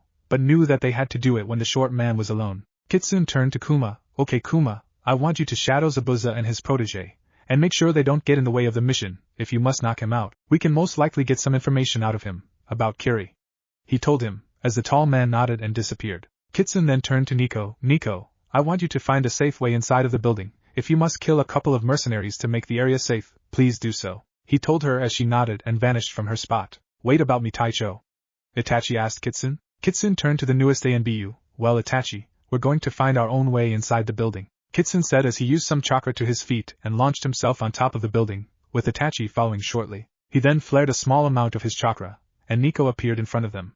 "Let's go, we're going through the roof," he said, moving to the roof's door, and his fingers started to get very hot. They knew this because when he pressed it against the lock it melted off. He opened the door and they ran through the base, and in a show of perfect stealth, did Kitsune pass right by Gato, and chop his head off, right after he had opened the door to his vault to check his money. Itachi from behind Kitsune quickly took out a storage scroll, after seeing what was going to happen with his Sharingan, and sealed the head. Nico killed the 2 guards by Gato before they could even realize their leader had been decapitated. Kitsune turned to Nico, "Seal the money. With it the village's financials will raise." "Great job, Itachi. That was a nice catch. You'll go places with that kind of quickness," he said as Nico sealed the money in a scroll. After Nico appeared from the doorway, they began to leave the same way they came, now on the roof. Did Kitsune flare his chakra again, and this time Kuma appeared with Zabuza draped over his shoulder and a little boy, around the age of 10, hooked under his arms. "Mission accomplished, Kitsune Taicho," Kuma said as they left the base. They ran across the water, and soon appeared on land, and now with the mission over they decided to take a little break in the little port town. Naruto pulled out a scroll that had the name of the man that paid for the mission. It was the bridge builder Tazuna, no known surname. It had his address and who was living with him. He was around 55 years old and had a daughter around the age of 25 years old, and she too had a child named Inari around the age of 4. They appeared at the residence and knocked on the door, and the women answered the door and screamed seeing them, thinking they were going to take and kill her next. Kitsune spoke, "No need to fear us, ma'am, we just came to tell you that you don't have to worry about Gato any longer." He spoke, calming the women down. "So you're finally here, but you're too late, Kaiza is dead," she said as Tazuna came walking down the stairs with a bottle of sake in his hand, and started to drunkenly comfort his daughter. "Am I to assume that you're the super ninjash that kills the lil bastard?" Tazuna asked drunkenly as he took another gulp from his bottle of sake. The team nodded. "Yes sir, like I told your daughter, you don't have to worry about the man anymore. The village will expect further pay for this good deed we did," Kitsune said, nodding his head at Nico as she unsealed the money and it all dropped to the floor. "This is the money that was taken from Wave. Rebuild your village, make your bridge, and come to the village anytime in the future if you have any other problems that threatens your country, that you yourselves can handle," Kitsune said as they left the house, and began their journey home, with their prisoners. An hour and a half later, Team Omega appeared back on the main road of the village. They stopped in front of the gatekeepers, New Chunins Hagane Kotetsu and Kamizuki Izumo. Kitsune and the others showed their Anbu passes and entered the village. "Izumo, this may be the easiest job we could have ever gotten," Kotetsu said, slapping the back of his partner. Izumo just agreed with his friend and they shared a big laugh. Izumo then spoke after looking at the Anbu passes. "Yeah, it sure is. But don't you ever wonder about the Chunins that had this post a couple of years ago? I heard that they suddenly disappeared one day. It was the talk of the village for a couple of months, and what's even scarier is that their bodies were never found," Izumo said. Team Omega shook their head at the rumor, and Kitsune knew he should go, but he just had to say something. "What are you talking about? Sora and Ike retired from their ninja careers due to the madness of being at a village gate for countless years. I wonder how you two will turn out," he asked as he began to chuckle and vanished from his spot, with the rest of his team following. "What, that's it, the quit? Maybe they didn't have what it took to watch a gate, huh, Izumo?" Kotetsu said, leaning back in his chair, as Izumo hesitantly agreed with his partner, thinking about village gate madness. Hokage Tower. They appeared in the tower, bowing, as Kuma put the bodies down and joined in the bowing. Kitsune took his mask off, making it tilt on his head, and spoke. "Mission accomplished, Hokage-sama. It was easier than I originally thought it would be," he said, standing up, and giving the Sandaime the scroll containing the head of Gato as proof of the kill. "Also Kuma here was so kind to capture some important people. We have here Momochi Zabuza and his student. As you can see, they are knocked out, and have been for quite some time now," he said, moving the Hokage's attention to the bodies on the floor, by drifting his arm in the direction of the bodies. "Good job, Naruto-kun. I knew it was a good idea to support you on being captain of this squad." "So how did Itachi-kun do on his first mission?" he asked the short squad leader. "He did an excellent job on taking orders, and if it was up to me, he'll do an even better job on giving them. In time, of course. He is very advanced in his Sharingan, like any other prodigy would, and he's a seriously quick learner. He takes initiative when he needs to," Naruto said, giving the Hokage a quick report of his adoptive big brother. Sarutobi nodded his head, and looked at Itachi as he too took off his mask. "So Itachi, how was it taking orders from somebody much younger than yourself?" he asked, smiling behind his pipe. Itachi showed a faint smile in that regard. "At first, I thought it was going to be annoying, taking orders from my little bro," he said, rubbing Naruto's head again. "But it was very different than I had thought it would be. He gave orders like he was born to. He was serious all throughout the whole mission, and when it was over we went to the house of the man that gave us the mission and returned the money. And Naruto then recommended that the man do what he was going to do, and even come to us if their country was in trouble again. The only word that I could properly describe it would be inspiring," he said, smiling down at the younger Uchiha. The old man smiled at the team again, and looked at the other new member. "How about you, Kuma?"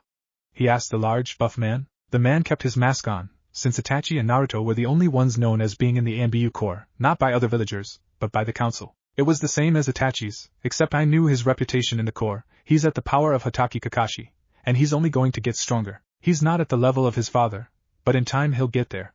He might even become the Hokage, after the proper teachings and he gains skill in the political world, the unnamed man explained to his leader. The Hokage nodded and looked at Nico, who shook her head. I have nothing to say about taking orders from Naruto-kun, she said. The Hokage nodded and dismissed the team after telling Kuma to take their captures to Ibiki. The whole team then went their separate ways. Naruto and Itachi appeared in front of the Uchiha compound and entered. Soon they walked into the main house, and smelled some delicious food being cooked. Motoko appeared from the kitchen hearing the door slide, and gasped seeing Itachi in Anbu armor. It was a good thing that Naruto knew how to change quickly, or else he would have been seen in his armor also. Itachi-kun, I thought you were going to join Anbu next week, and where have you been, mister? I don't care if you leave a shadow clone here to keep Sasuke-kun company, but I'm expect the real you here for dinner from now on, you hear me? She said, moving a wooden spoon in front of his face, in an angry way. Yes, ma'am, Naruto said, but he was then hit by the spoon. What was that? She asked, as Naruto rubbed his head. Yes, Ka-san, he said. Motoko perked up and hugged the young blonde, like she didn't even hit him with a spoon. That's how I like it. So how was it at the Hokage's house today? Were you nice to his grandson? She asked, letting him go and going back into the kitchen to finish the rice she was cooking. Itachi used this cue to leave, while Naruto went into the kitchen. Yes, I was nice to him, but what else could you do with a child that's only 3 years old? He said, sitting at the table, and then Mikoto began to talk about her day. Naruto was just glad that she didn't know about his other life, but in a corner of his mind he knew that she knew, but didn't want to say anything. Maybe after some time being a captain he could retire too and become a kid and have a childhood, just to make her happy. He was still rubbing his head, feel phantom pains of the dreaded wooden spoon. Naruto, the Blue-Eyed Uchiha Chapter 6, Talks and Future Problems. The next day, Naruto woke up from his long nap. He yawned, rubbing his belly, sighing at the large meal he had the night before. He got up and took a shower, and got dressed in a pair of black shorts and put on a regular high-collared dark blue shirt. Motoko was putting him in the academy. He complained that he didn't want to go, and almost told her that he was ANBU and didn't need to go to the academy with a bunch of brats. So he had to get up really early. Looking at the clock he noticed it was 6:34 a.m. Damn, I took too long in the shower, he thought, jumping out the window, being careful not to wake anyone, and being an ANBU with training in stealth, made it easy for him. He appeared on the windowsill of the Hokage's office and opened the window, and searched the desk for the academy enrollment application Motoko sent here. He found it and burned it with a small fire jutsu, and just as the last of the embers disappeared, the Hokage entered the office. Naruto-kun, I thought I felt your chakra signature up here, so do you mind telling me what you're doing up here? He said, sniffing the air a little, smelling burnt cinders. What did you burn?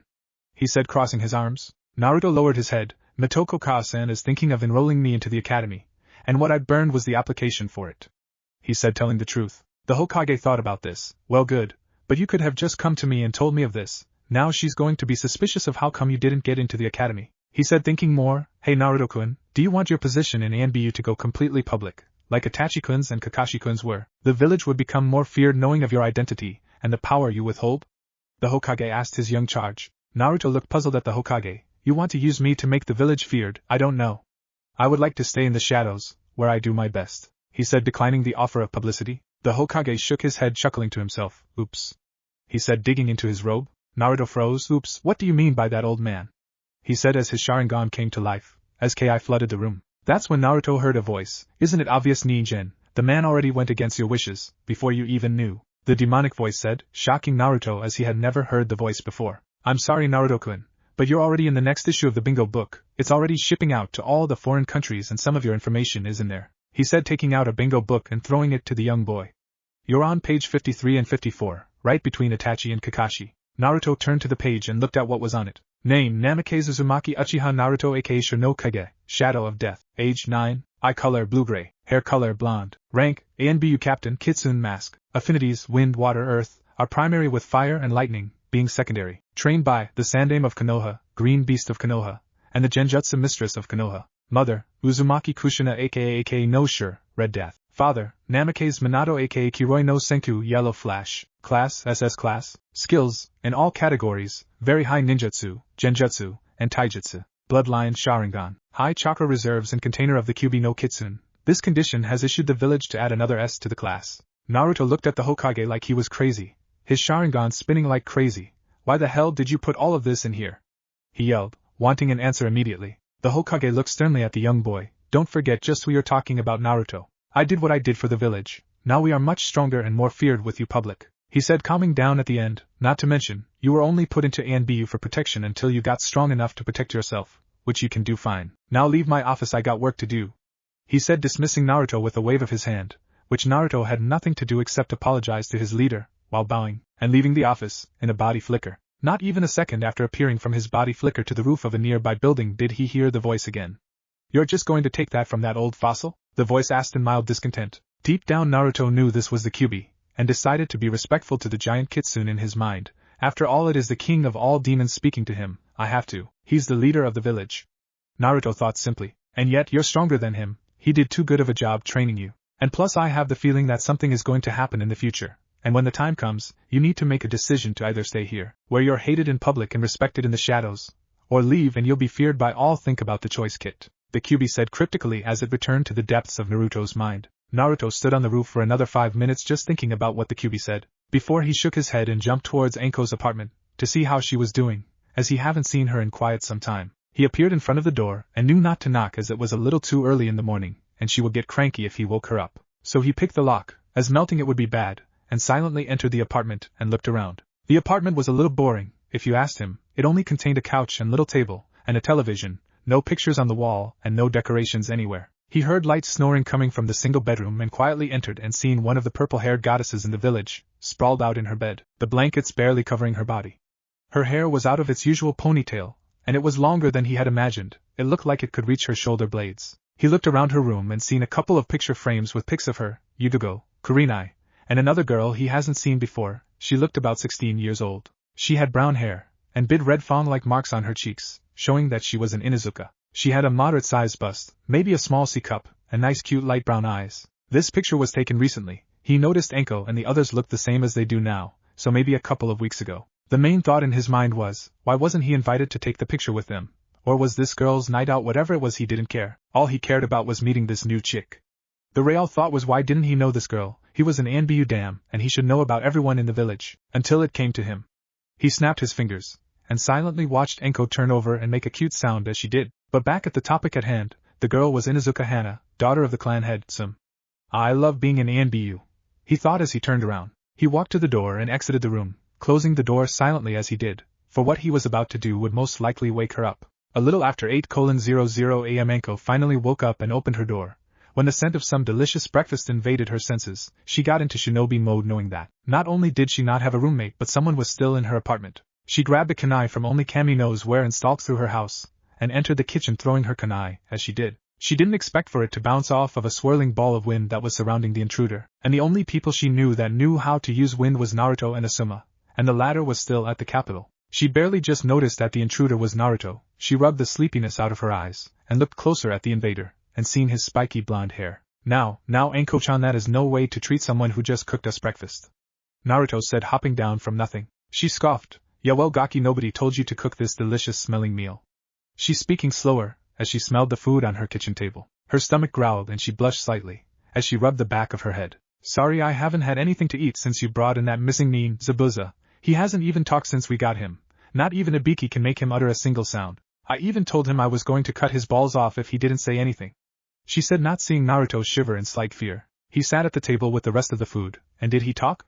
Naruto said, dividing the food up equally, and sitting down. He just cooked an omelet, that had some ham, and herbs in there, with a side of hash browns and bacon. She nodded, after saying, Itadakimasu with Naruto. Yeah, he said, don't cut my balls off, and that he needed them, she said as they both laughed. Now that I think about, how exactly did you capture someone like Zabuza in the first place? She said, taking a bite of her omelet. Naruto stopped mid-bite. I never even asked Kuma how he did it, he thought as he looked at Anko and shrugged his shoulders.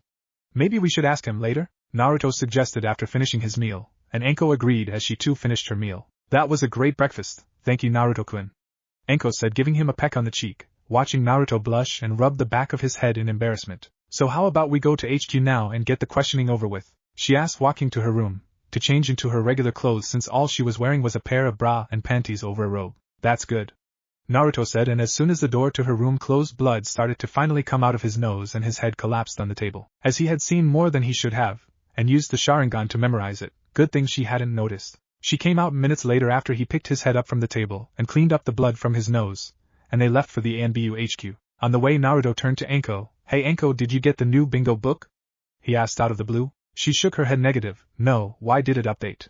She asked with Naruto nodded, and reaching into his pocket and throwing the one he got from the Hokage. She caught it mid-jump, and skimmed through it. She stopped completely, forcing Naruto to stop too. Naruto-kun, what are you doing in the bingo book, and why is there so much information? You know, now that I think about it, all of the people that enter the Anbu and have the Sharingan find their way onto the bingo book. It's weird, she said, shrugging her shoulders, not caring anymore, for what was done, was done.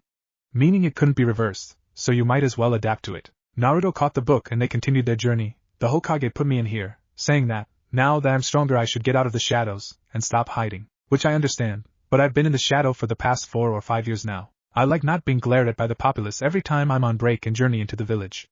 Naruto said, just rambling the more he went on. Anko turned to him and said, what did you say? I wasn't listening. She said, laughing, knowing that he knew where she got it from. Naruto joined in the laughter as they did. A quick body flicker to appeared on the other side of the wall, and went straight to Anbu HQ. They entered after being checked and saying hello to some of the members they knew, and headed for the part of the building that held the prisoners, where they went through the maze-like corridor and opened a door and stepped into a hallway that held the holding cells. They passed by many dangerous criminals that were either there for life or waiting for a private execution. They opened the door on the end of the hallway and entered a less dangerous criminal area. These were just people that were only here for a predetermined amount of time, and those either getting ready for being interrogated or was sent back here because they didn't crack. They walked to the guard guarding the cell and asked him if they could talk to the prisoner. The Anbu nodded and walked away, after unlocking the door for them to enter. And enter they did. It was safe as Zabuza's hands were tied to the wall, and the handcuffs had a chakra-draining seal etched onto them, and not to mention the strength of the cuffs themselves, so they wouldn't be in any kind of trouble. Currently Zabuza was meditating with his hands behind his back and sitting in the most comfortable position he could be in. Zabuza, we need to talk to you, Naruto said, sitting down in front of the demon of the mist. Naruto began to study the man since he didn't respond to his statement. He noticed the man was in a very deep concentration. I notice you seem to be reinforcing your mind, to prepare yourself for when Inoichi-san comes to take a look at your mind, to gather information about your country, and anything else he feels like looking at. Naruto said, seeing a slight twitch in the left eye of the man. He had been removed of his weapons, obviously, and his original clothing. He was now wearing a simple gray full-body jumpsuit, and simple cloth wrapped around his feet. And now that Naruto thought about it, he had come in with somebody. Say, where is that one kid we brought in with him? Naruto asked Anko, not turning away from the man, and he was guaranteed a more noticeable twitch from the man, who then opened his eyes. Where is Haku? He asked simply, with fire burning in his brown eyes, looking straight into Naruto's own blue-gray ones. Naruto wagged his finger in front of the man's face. I'm the one that's going to answer the questions. But if it'll help you cooperate, then I'll tell you. Are you going to cooperate with me? Naruto asked, stopping his finger wagging and looking straight into the older man's eyes, just as he was doing to him. He could have used the Sharingan to make him cooperate, but where was the fun in that? They continued to stare into each other's eyes before Zabuza lowered his eye level and nodded to the boy, hating that he had to do it, but he just had to know where the boy was. Naruto gave a small smile, and spoke to Anko. Anko, tell the man where the boy is. I imagine that he'll be pleased, he said, standing up from his crouch and shook his legs to get rid of the aches and pains. Anko also smiled. The kid is in a way better, more furnished jail cell. We felt that since he was only a kid, he should be put into a more livable area. You're lucky that Naruto in here discourages using pain to get information, or I might just have chopped your balls off, she said, laughing at the end, making the two males in the room shiver at the statement. Naruto pushed the thought out of his mind and crouched back in front of Zabuza. Now let's get this started with. First question, how exactly did Kuma capture you yesterday? Naruto said with curiosity in his voice. Zabuza got a little annoyed at hearing the question. Well, at first, I walked away from Gato, and felt the slight use of a body flickered, and immediately knew someone was shadowing me and my charge. I was then trying to lead the follower into an open area where I could properly deal with it, but I felt another pulse of chakra, and the man appeared in front of me with Haku under his arms, and threatened that I come with him, or else he'll kill Haku. When Naruto heard that, he grew angry with the muscled man. At the tactic he used, it sounded a little like how root ninjas would perform, and if the man was on his team, he must have been ordered to watch either him, Itachi, or both of them, by their leader Danzu. He didn't have time to tell the man to continue, as he did a second later, after hearing that I struggled for a solution on what to do, until I gave myself up, as the Anbu did have a kunai on Haku's neck. After giving up, I watched him put his kunai away, and lunged for Haku, but an earth clone appeared from under me, grabbing my foot before I could fully get off the ground. I tripped and fell on the floor and was then knocked out with a chop to my neck, and next thing I know I'm waking up here, Zabuza said, finishing his story, reluctant to tell them that he fell on the floor. Naruto heard laughter in his head, and knew that the Kyuubi was rolling on the floor laughing loudly because his head was starting to hurt. Shut up, please, I can't concentrate. Naruto thought, adding the please when it suddenly got quiet. A chuckle was then heard after. It was wise of you to say please, Nijen. Naruto shook his head, and turned to Anko. Go get Ibiki and get him to handle the rest of the interrogation. I'm going to gather my team for some team sparring. You want to watch? he asked as they walked out of the cell. The Anbu near them saluted and locked the door and stood in front of it again. Anko nodded and they went separate ways to gather the team, with Naruto telling Anko to meet them at Training Ground 43. Since Naruto was already in HQ, he searched for Kuma, and found him in the Anbu's personal training ground. Kuma, gather your equipment, and meet me at Training Ground 43, he said, simply, not seeing Kuma nod as he turned around and body flickered out of HQ. Knowing that Anko was getting Yugogo, he went back into the Uchiha compound, and checked the sun for a quick time estimate. It looked around noon. He looked around and noticed people looking at him, and wishing him a good afternoon. He noticed something though, not many people were in the streets, only kids and some old people. He shrugged his shoulders thinking it wasn't his problem and body flickered to the main house, where he lived. He entered just as Fugaku was leaving and they ran into each other with him falling on his butt. Ow, the blonde said, rubbing his butt. The older man slightly glared down at him and fixed his formal kimono. The glare became more cold at noticing Naruto's blonde hair.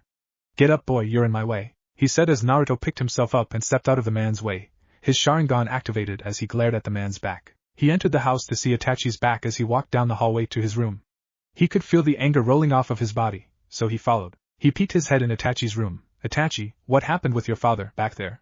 Naruto asked, not wanting to be in the dark. Itachi looked at his captain. Well, after breakfast, he talked to me in private, telling me that the clan was going to have a meeting, and I told him that I didn't want to go. I thought that it ended right there, but after Mother and Sasuke left to get some more groceries, he talked to me again, telling me the plan he was thinking of. He's planning to take the village over and assume his place as the Hokage. I strongly disagreed with him, and told him that he'll only get himself killed. He then explained to me that it wouldn't happen if I was to become a spy and give up the weaknesses of the Hokage Tower and the Sandame's living quarters to assassinate the Hokage. Itachi said in anger as he began dressing in his Anbu armor, as he wanted to get a mission to calm down. Naruto shook his head and stared at the roof, and I expect that you declined that offer as well, Naruto said, looking briefly at Itachi, seeing him nod his head. So what are you going to do? Naruto asked his subordinate. I'm going to report it to the Hokage and follow whatever order he gives me, he said, strapping on his boots and standing up, and after opening his window jumped out, with Naruto following. Naruto turned to the older Uchiha. Itachi, do that later, now we're going to Training Ground 43 for an exercise I have brewing up in my noggin, Naruto said as he jumped off course to where he knew Training Ground 43 was. Itachi stopped on the next roof and stared at the Hokage Tower in the distance, and glanced behind him and looked at the retreating form of Naruto. He sighed as he turned around and followed his captain. Naruto the Blue-Eyed Uchiha Chapter 7, Exercises and Meetings. Clearing in Training Ground 43. Naruto was leaning against a giant boulder, with his hands behind his head, by the time Itachi jumped into the clearing. It was minutes after him that Yugogo and Anko appeared, and then it was Kuma who appeared. Kuma wasn't wearing his mask and it showed a man's face. He had a mustache and beard combo, making a goatee. He had dull, emotionless brown eyes that were common in Root, and short brown hair. They gathered to him and waited for what he had to say. Naruto continued looking at the sky as he spoke. As you all most likely know, my identity in Anbu has been recently exposed by the Hokage, and after some time thinking about it, I came to understand why he did it. Naruto began his speech as his team and Anko listened on quietly. Naruto shoved himself off the rock and looked around. I now believe that he is making the village more feared than what is used to be before the unveiling. Anko has already seen my page in the bingo book, now I am to believe that you have seen it by now? He asked, looking at his team, watching them nod their heads. I seen it when Anko came to my apartment, Yugogo said, crossing her arms. Naruto nodded his head. Good, now today I have a little exercise planned for the evening. It's going to be a 2-on-2 fight, with the teams switching up every now and again. That part will be played by Anko, who will call out 2 numbers of whoever she wants on a team, Naruto said, handing out some numbered papers. The rules are simple, no weapons, and only taijutsu. Naruto had 1, Yugogo had 2, Itachi 3, and Kuma 4. After everyone had their numbers and stepped away from each other, Anko called out 2 numbers, 1 and 2. She said loudly as Naruto and Yugogo dashed towards Itachi and Kuma. They split apart and rushed after their separate targets. Naruto reached Kuma and sent a punch at his chest. Kuma quickly sidestepped it and grabbed the arm and threw Naruto into the air. While in the air, Naruto threw down a smoke pellet that exploded outwards and a heavy smoke covered the area. He landed just in time to see Kuma jump out of the heavy fog and try to kick him in the side. Without using the Sharingan, he predicted that this would happen and was already in the motion for a jump. As the leg passed under him, he used it as leverage as he sent a kick of his own at Kuma. The kick connected as Kuma was sent flying backwards. With Yugogo, she sent a punch at Itachi, who dropped to the ground to dodge it, and went for a leg sweep. The purple-haired woman slightly jumped over it, and sent a kick at Itachi as she did it. Itachi barely tilted his head back enough for the kick to safely pass his head. While in the motion of going backward, he rolled and sprung in the air and landed on his feet, just in time to grab the punch thrown by Yugogo. He then threw her over his shoulders, and she was sent flying in the air. Anko then called out, 2 and 3. So Yugogo, while in the air, turned around and when she landed on the floor sent a punch at Naruto, who had just kicked Kuma away. Naruto's danger senses went off and jumped away from the punch. "Nice dodge, Naruto-kun," she said as she ran to Naruto. Naruto nodded, and dodged another punch and a kick before he sent his own.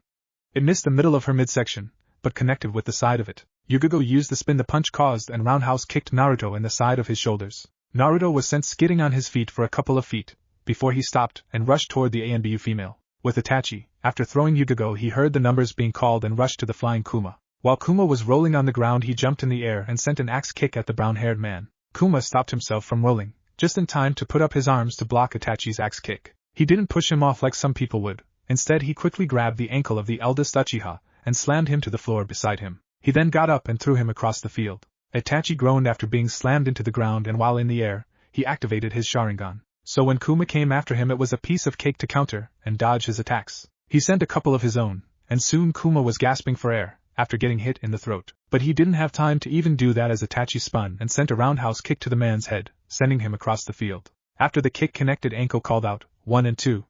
Again, making Itachi curse under his breath after kicking the man. And with Naruto and Yugogo, he skidded to a stop right in front of her, after faintly hearing the numbers. He had almost crashed into the purple-haired Anbu, but she moved out of the way and grabbed his arm, stopping him from going any further. They then dashed toward the others. This time Naruto went after Itachi, and activated his Sharingan, seeing Itachi's own red eyes. This was something you would want to see, as none of the hits these two warriors were throwing hit their designated target. Then something intriguing happened. Naruto connected a hit on the elder Uchiha. Itachi flew back and groaned a little as he rubbed his sword cheek.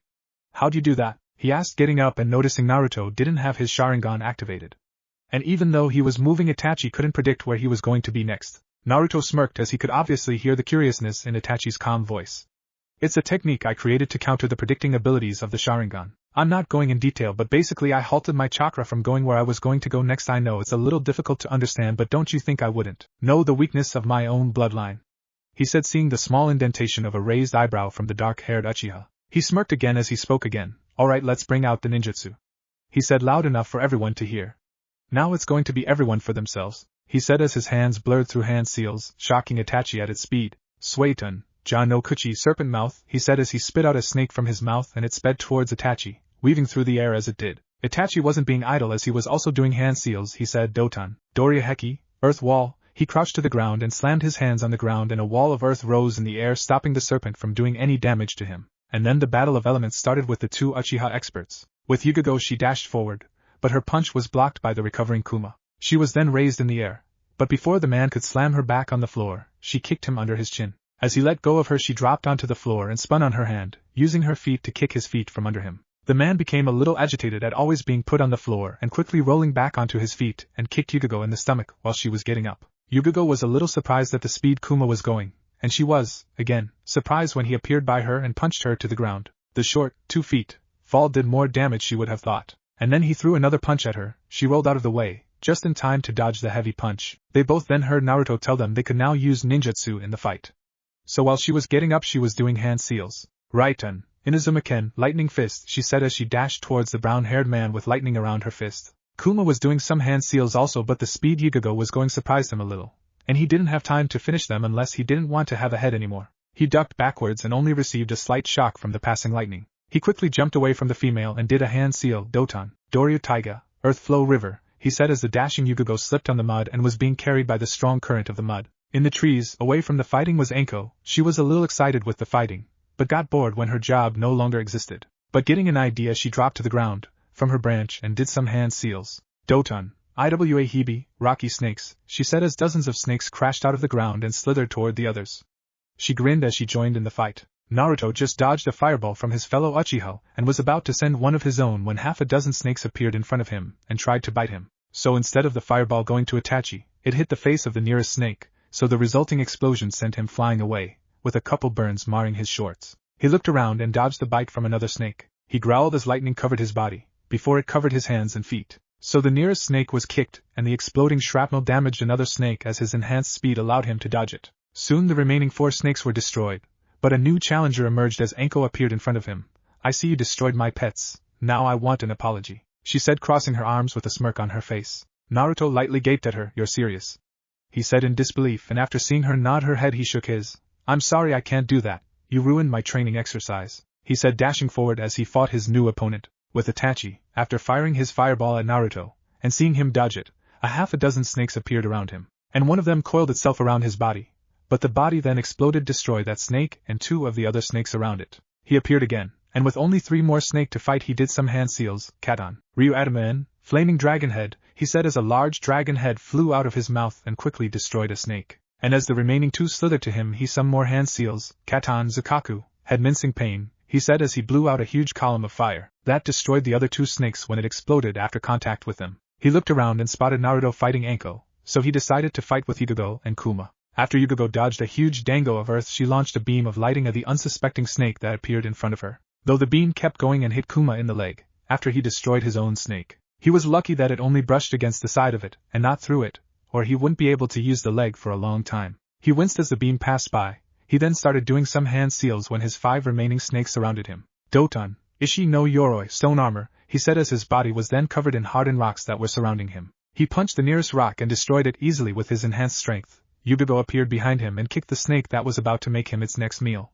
Watch yourself, Chero, these snakes mean business, she said, firing another beam at another snake. The newly named Chero nodded his head and did a hand seal. Doton, Ishi Kazui, stone spikes, he said, and destroyed 3 of the remaining 4 snakes. He then dashed forward and punched the last snake in its rocky head, destroying it. He turned around to see Yugogo destroy her last snake with another one of her lightning beams. It was then that Itachi appeared near them. Anko is fighting Naruto Taicho, let's go watch, he said as they all disappeared and went to watch the fight between Naruto and Anko. Naruto dodged another high-speed strike from the purple-haired goddess. Snakes burst from her sleeve and gathered around him, trying to constrict around his body, but his body went poof in a cloud of smoke. Naruto didn't want to use any dangerous jutsu, so he did a hand seal, Sueton, Mizurappa, violent water wave, he said as he blew out a stream of water. He cursed himself when he seen Anko jump over it and send more snakes at him. He charged a Rasengan in his hand and destroyed the attacking snakes. He did more hand seals when Anko landed and slammed his hands on the ground. Doton, Otoshi Buta, covering lid, he said as an oversized lid fell on Anko and covered her. This gave Naruto time to take a deep breath before Anko tried to pull him into the ground with her headhunter technique. Thankfully he jumped away in time. He ended his jutsu and watched the giant lid disappear in a puff of smoke. He decided to end the little spar they were having as he vanished from his spot, making Anko frown. Naruto appeared behind her. Don't frown, he whispered in her ear, as he pressed the pressure point in her neck, making her body fall into his arms. He didn't have time to take a breath before the body in his arms disappeared, showing a piece of wood in its place. He groaned when he seen this, and looked at the smirking Anko from across the clearing. Alright, she wants to play like that, then let's play, he muttered as he quickly did some hand signs. Katan, Yon no Ukami, wolves of burning embers, he muttered as he blew out a dozen of little fireballs at the ground in front of him. And like the name suggests, wolves made of fire emerged from the embers. There was 10 wolves in total. Anko smirked and brought back her rocky snakes, and when the 2 hordes of creatures met in the middle, a massive explosion rocked the clearing, and a crater of a couple of meters wide and a half a meter deep was left in the middle. The others' eyes widened as, not only haven't they seen this jutsu, but they were surprised at the magnitude of the explosion. The fight had ended as soon as Anko witnessed the crater, as she whistled to show her surprise of the jutsu. Geez, Naruto-kun, what if that would have hurt me? Now I really want my apology, she said, walking over to him, as the others joined in. Naruto's response was cut off when he seen a hawk diving down towards him. It flapped its wings and landed on his outstretched arm. Naruto took the scroll from around its leg, and the hawk squawked loudly, making Naruto's ears hurt because of the proximity of the sound. Itachi unsealed a small piece of jerky from his scroll and gave it to the bird, and they all watched it fly away, its mission now complete. What does the scroll say, Naruto-kun? Anko asked, looking at the Hokage seal on the scroll. Naruto opened the scroll, looked it over and burned it when he was finished. So are you going to tell us or not? Anko said with her hands on her hips. The council just wants to see me about the bingo book and my position in Anbu, he said as he began to walk away. He soon vanished in a tornado body flicker. It was only a matter of time before the council called Taicho in. Chero said as he rubbed his head. Itachi showed a slight frown when he heard the comment, because now his little brother was going to be in a room with a bunch of power-hungry old people that will most likely try to control him in some way. He shook his head and looked at the sun in the sky to check the time. Well, according to the sun it was around 3 in the afternoon. He sighed because around this time his other brother Sasuke would come home from school and ask for training. The kid just turned 8 a couple of weeks ago, and since then he has been asking for training non-stop. It was getting on his nerves. You alright, Itachi? Yugogo said as they all glanced at him. He just shook his head and started walk home. Yugogo shrugged her shoulders and went home to take another shower. Kuma went to go train by himself until his team gets a mission, and the only person left was Anko, who started walking to the mission hall to see if she could get a mission, but on her way she cursed herself as she realized that Naruto didn't apologize to her. With Naruto walked into the room and stood on the right side of the Hokage. Now that Naruto-kun is here, this meeting can begin, the Sandame said. Naruto looked around the room as everyone looked at him and muttered words to their neighbors. He yawned to show how he felt about the meeting so far. One of the elders stood. It was the woman. Hokage-sama, can you tell us, why weren't we informed about Uzumaki's position in the ANBU, nor of his skills, until this morning? Koharu asked, starting off the questioning. Before the Hokage could answer, Naruto did. I don't think that's any of your business, as the ANBU core members are supposed to be kept secret, and only exposed when the village needs a morale boost.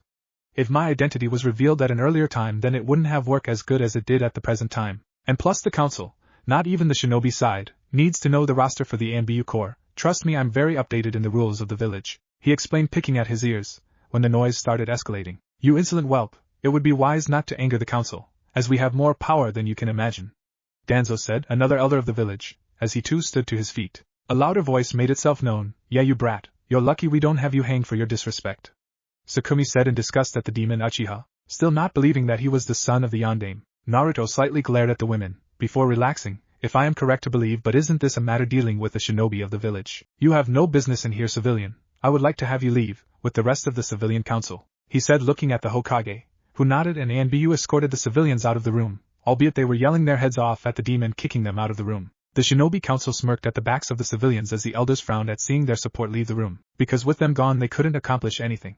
Damn that little brat and his knowledge of the village's rules and regulations. Fugaku spoke up. Uzumaki, how long have you been in the ANBU? He said, looking into Naruto's eyes with his Sharingan activated to see if the child was lying. Everyone's eyes were on the child, who glanced at the Hokage for a second, seeing him nod his head. I've been in the ANBU since I was 6 years old, so almost 4 years, he said, answering truthfully, not seeing any reason to lie to them. Fugaku nodded his head, having a feeling he would say that. Inoichi spoke up. How are you doing mentally? Are you suffering from any mental traumas or anything? He asked, knowing how dangerous the ANBU core was to a person's mind. Naruto shook his head in the negative. No, nothing is wrong with my mind, he said, with his head leaning on his hand in boredom. The meeting progressed for another hour, with useless questions being asked to the blonde. Ironically, the elders kept quiet and let the others ask the questions. After it ended, Naruto walked out of the room, with Fugaku by his side as they both walked to the Uchiha compound. Fugaku looked at the bored ANBU captain and got a plan. Hey Naruto, you like power, right? He said, looking at the young Uchiha. Naruto mentally shook his head, already knowing what he wanted to ask him, but decided to play along anyway. Yeah, I do. Why, do you have any? He asked, looking at the clan head. Fugaku ignored the jab at his strength. Yes, I do, and you could have some if you help me, but I'll only tell you if you help me. Do we have a deal? The clan head said, keeping things as vague as he could. As long as I get stronger, I don't care what I have to do, Naruto said with faked enthusiasm. Fugaku gave a dark smirk as he put his hand on Naruto's shoulder. With Naruto on my side, I'll become Hokage in no time, he thought sinisterly as they entered the compound. Naruto the Blue-Eyed Uchiha, Chapter 8, Massacre. A year and a couple of months later. Naruto is now 11 years old, and he's walking to Itachi's room. It's around 2 o'clock in the morning and the rest of the household were sleeping. He's not going to Itachi's room because of an ANBU mission. No, their team has a week off. It's about what he talked about with Fugaku a couple of hours back with the ninja of the Uchiha clan. He silently opens the door and peeks his head into the room. He silently walked to Itachi's bed and stood over him. Itachi, he whispered, and the eldest Uchiha's eyes shot open at hearing his name. His dark eyes bled to his Sharingan, and then to his Manjikyu Sharingan he gained after Shursui was sent to spy on him and he was forced to kill him. The first time he awakened it, he went straight to Naruto, who he thought already had it, but it was news to Naruto, as he had never heard about it until that point in time. This forced Naruto to meditate and confront the Kyuubi about the subject, and all the giant fox did was laugh in his face. He still remembers that day. Flashback 4 months ago. Why are you laughing? All I asked was what the Manjikyu Sharingan was, Naruto asked in annoyance at the kitsune's response toward his question. The noise the fox was making his ears hurt, and it just continued until Naruto used his power over his own mind to make the cage much smaller than it was supposed to be, stopping the fox's laughter and making it a little uncomfortable. Alright Ninjan, I'll tell you, just make the cage bigger or I'll eat you alive, the fox half pleaded and half threatened. Naruto thought for a moment, and then made the cage larger since the fox still hasn't told him what he wants to know. Alright fox, now can you answer my question please? The blonde said, sitting on the damp floor. Kyuubi shook a little, getting feeling back into his body, and let his tails move across the floor behind him, finding a comfortable spot for them, and then he laid down and glared at the sitting human. Don't ever do that again. Now the Manjikyu Sharingan is an upgrade of the regular Sharingan. The user gains special abilities after activating these special eyes. A way to get the Manjikyu is to train your eyes beyond normal limits, and even more beyond than that. Another way is to kill your best friend, in which the depression felt for committing such an act will somehow transform your eyes. I still don't understand that part. And I still don't. Are you following me?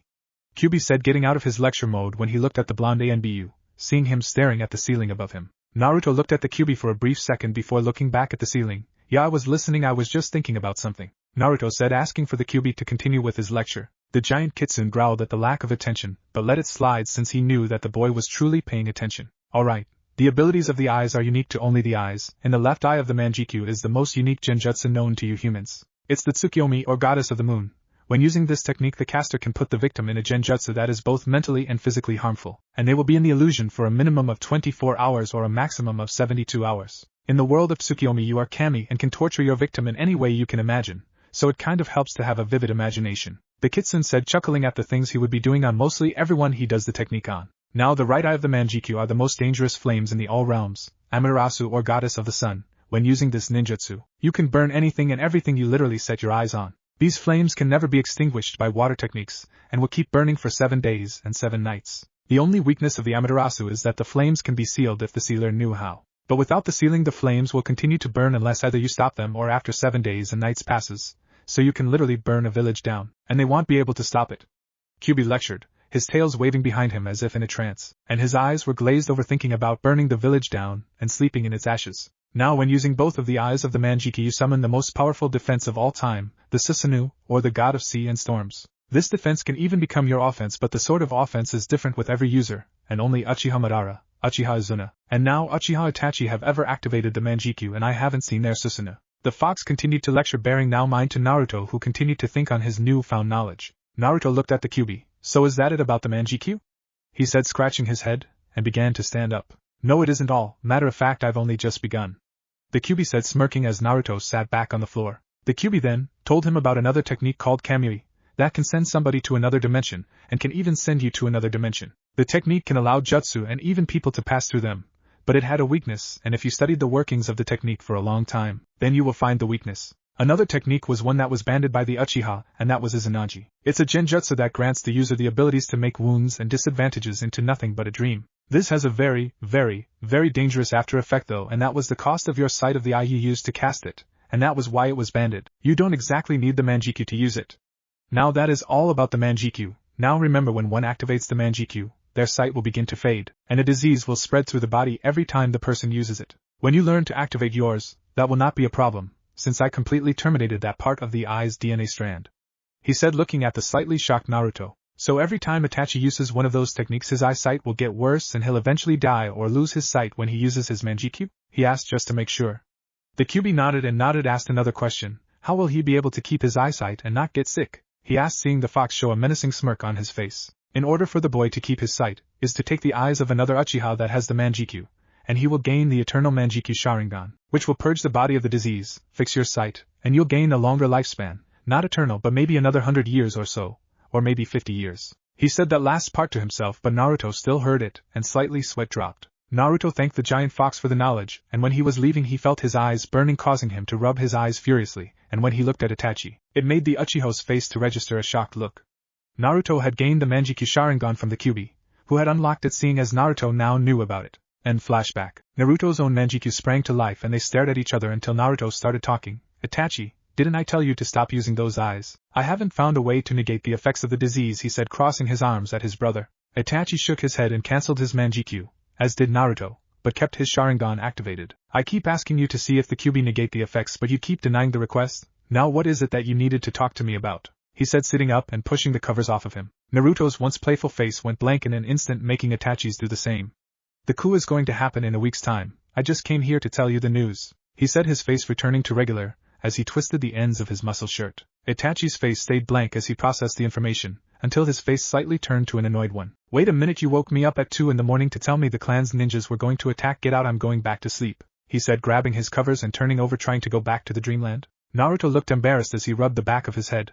Well, I guess I could have told you some other time, but I had to tell you now. I could feel myself being followed whenever the sun is up and sometimes when the sun is down. I think Fugaku is having me watched constantly to make sure I don't tell the plans of the assault to the Hokage. I only decided to lose the tails now to come here, he said as his face went to a serious one, sensing movement outside. The eldest Uchiha groaned silently as he was also being watched sometimes, but it was only whenever Naruto was near. He thought it was because Naruto knew the plans, and he never went to any of the meetings, since he didn't like the idea of fighting the village and trying to take over. You still didn't tell me why you couldn't tell me any other time, he said, looking at Naruto from over his shoulder. but he didn't see him. He shrugged and tried to go back to sleep. He then slightly said, "About time the clone left." With Naruto. Naruto appeared outside of the Uchiha compound. He swept his hand through his hair, feeling the ninja tailing him go the other way thanks to his shadow clone dispelling. He looked around a little and started jumping towards the Hokage's office. Moving quickly and silently through the air was like second nature to him. He appeared outside the window and slipped himself in silently not to disturb the still working Hokage, who was grumbling about extra work. "Thank Kami, a distraction," the old man whispered to himself, as he looked at Naruto. "So what can I do for you, Naruto-kun? I don't recall giving your team a mission or anything, so how come you're not asleep like everyone else in the village?" he asked as Naruto sat in the chair across the old Kage. "I'm sorry for the intrusion, Hokage-ji. But earlier today I was in another meeting with the Uchiha about the attack on your person, and they discussed that they were going to attack at the end of the week," he said, bowing his head slightly in respect, and stared at the serious face worn by his leader. "So they are acting? Are all the Uchiha going to attack?" the Hokage asked, wondering if all of them were going to attack at once or in waves. "They're going to come at once, Hokage-sama. I mean there are only 60 Uchihas total, 40 are civilians and the others are Chunins and Jounins. They literally don't have the numbers to go in waves, to wear down defenders," he said as the Hokage nodded at the logic. "Then you're going to have to kill them all before they could even begin the coup," a voice said as the door opened, showing a man on a cane, and walking into the room, making the two inside to wear a frown. "Do you understand? Nip the problem in the bud before people's lives get in danger," the man said as he walked into the light, showing his bandages around his head and one of his eyes. "Danzo, what are you doing here so late in the night, and disturbing this private meeting?" the Hokage asked, glaring at the man, who continued looking at the shocked Naruto. "What, you want me to kill the entire clan? That's inhuman. The civilians have nothing to do with the coup. To even think of me killing those civilians for no apparent reason is sickening for me. But as Anbu I have no problem doing what is needed for the village," he said, putting his head down. "No, Naruto, you don't have to kill the civilians of the Uchiha clan. Only the active ninjas need to die, preferably the strongest of the clan, and the rest will quit, seeing as the strongest Sharingan holders are not going to be here to help them," Sarutobi said. "But if he doesn't kill the civilians, they're going to eventually grow up into ninjas and their parents will tell them how some of their relatives tried to take over the village, but were killed by somebody in the night. You don't want that to happen, do you?" he said, glaring at the young Anbu. Naruto started getting a little annoyed by the attention. "Fine, I'll kill those that need to be killed. I'll observe them more to see if any of the civilians are aware of the plans, and if they are, then they're added to the list. The ones not aware will be spared," he said, disappearing from the office, in a burst of electricity. Some of the static shocked Danzo and Sarutobi, making some of their hairs stand up. "You're a fool, Sarutobi. If some of them are spared, then a coup will be in the future of this village," the one-eyed man said, turning around and heading back to his HQ to prepare some plans of his own. The old man just glared at the retreating man's back and got back to his paperwork. "No, Danzo, you're the fool. Killing uselessly is not something that you used to do. What happened to you?" he thought to himself as he got back to work. 4 days later. It was around 4 o'clock and Naruto was staring at the traveling Uchiha walk through their own dirt road of their compound. He sat atop a building with no one paying any attention to him, and if someone did look up, they will wave and say good afternoon, or just nod at him, in which he will say hi back or nod back. According to his calculations, 10 of the civilians knew about the coup and they were either retired shinobi or is in the family of an active ninja. Most of them were old, so they wouldn't be a challenge when the time came to kill them. He looked at the sky and thought. He was thinking about how he will kill them before they decided to attack. He was brought out of his thought when an Uchiha Chunin appeared behind him.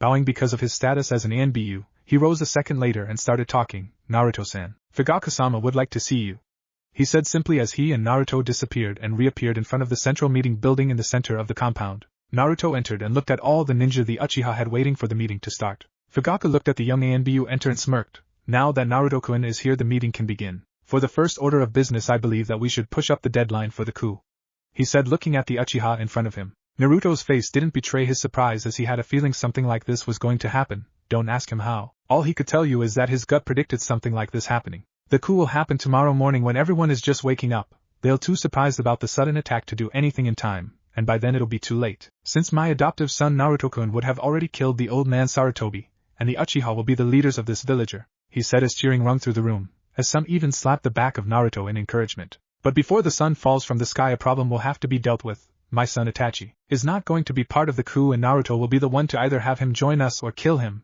to prevent him from stopping the coup, he said, looking at Naruto, whose face was set in shock at the idea of him fighting Itachi. He couldn't possibly fight his brother for real, to the death like Fugaku was insinuating he would do. Not after all they've been through, he wouldn't do it, no matter what the man said. Naruto was broken out of his musing when he felt a hand on his shoulder. He looked up and stared Fugaku in the eyes. His eyes were hard and cold as steel. He knew that he will have to kill his son, and he had no remorse about it. But beneath that steely look he could tell that Fugaku was hoping that he would be able to sway Itachi to their side. Naruto continued to stare the man in the eye, who had activated his Sharingan for some reason, so he activated his own. Don't worry Fugaku-sama, the mission will be done. By tomorrow morning you will either be fighting side by side with your side or later be going to his funeral, he said as his Sharingan spun quickly, and the rest of the Uchiha cheered at his very short speech. 5 hours later, Naruto stood atop the entrance arch of the Uchiha compound. Beside him stood Itachi. They were both dressed in their Anbu uniforms. Naruto had put on a bandana to hide his blonde hair. Naruto looked to his partner in crime. Let's not worry about the consequences now. Let's just get this over with, and do it quickly and quietly, he said quietly as Itachi nodded and they sped through the compound. They soon split up and killed the ones they needed to in their sleep. But sooner or enough a scream was heard and many woke up and walked outside their homes to find the problem, only to scream again as bodies were on the ground, covered in their blood. 10 minutes ago, in an unknown location, a man stood bathed in shadow.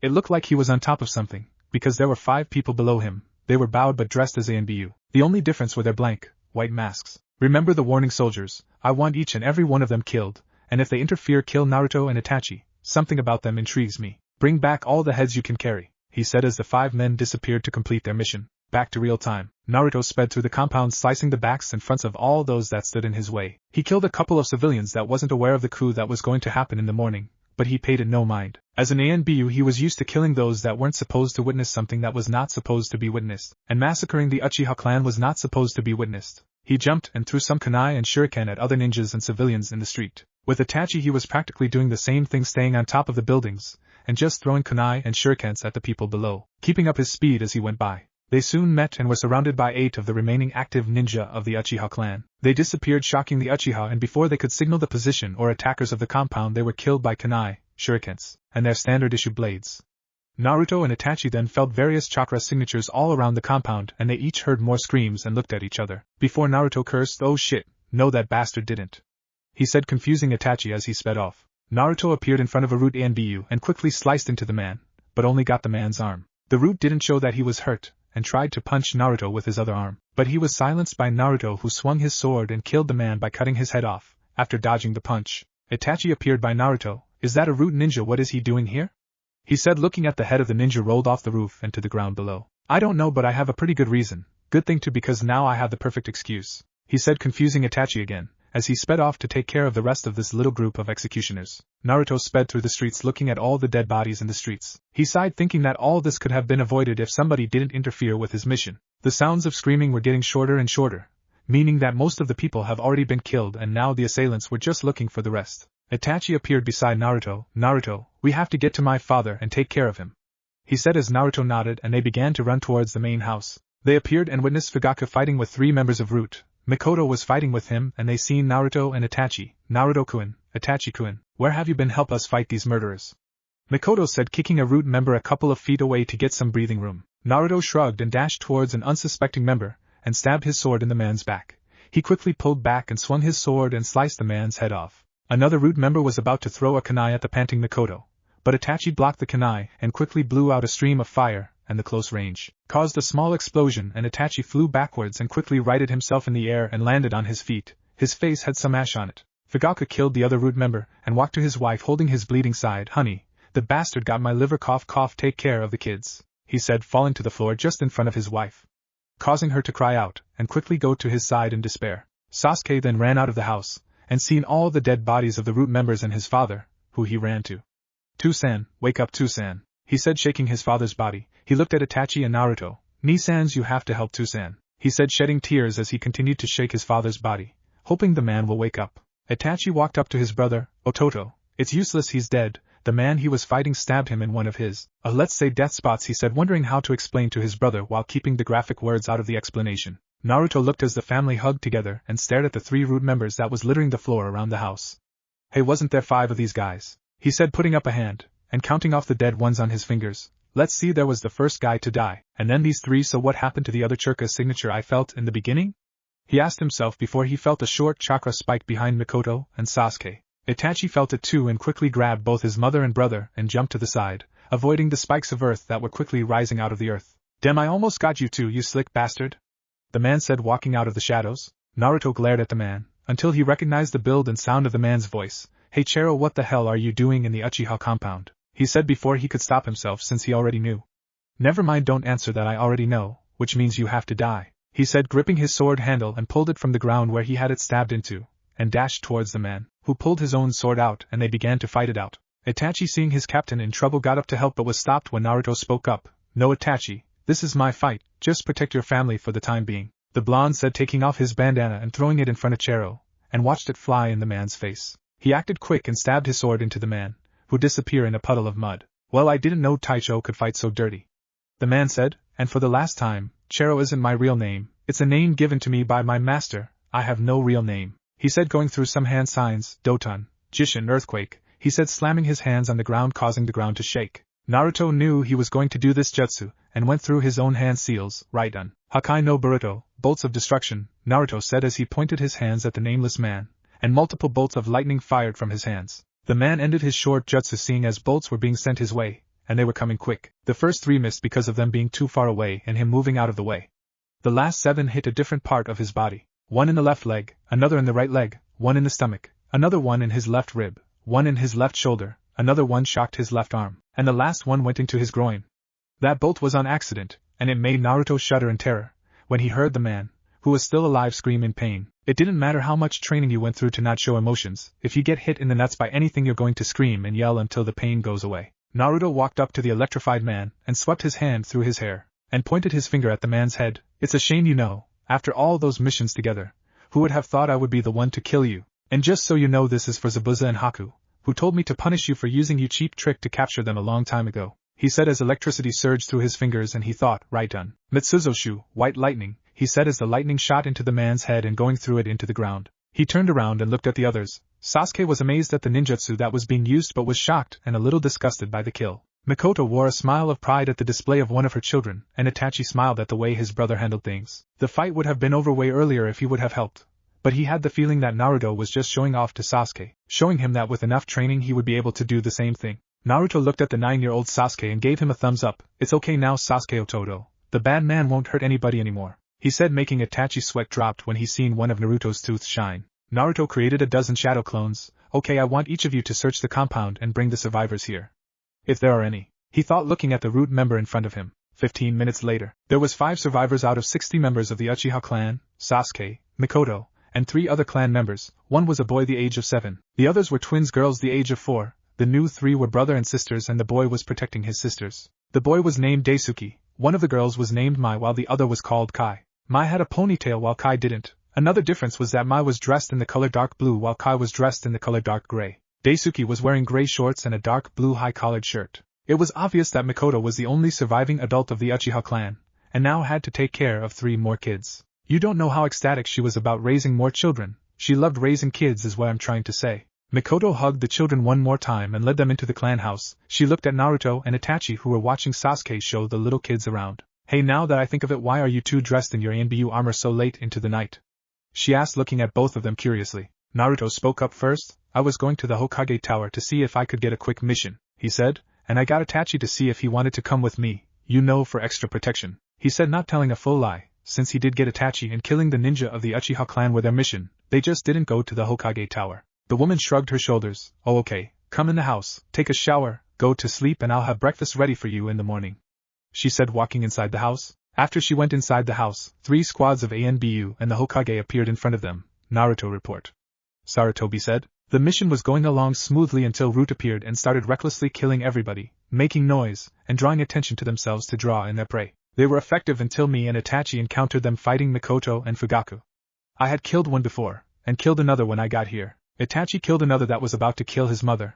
Fugaku killed the 4th but was killed in the process. The last one, Kuma or Chero, or I don't even know what to call him anymore, was the last one to be killed, and I did it. After that I created some shadow clones to look for survivors and found 3 children, all brother and sisters, 1 boy the age of 7 and 2 twin girls the age of 4. They just went in the house with Mikoto and Sasuke, who also survived along with me and Itachi," Naruto said, scratching the back of his neck while he yawned, which was rare because he only did that when he was super sleepy. The Hokage nodded his head and looked around. "Okay, I want all of you to clean this place up," he said, commanding his Anbu, excluding Naruto and Itachi. "So with the job done, if anyone asks, it was 5 rogue root members that committed the act. You 2 understand?"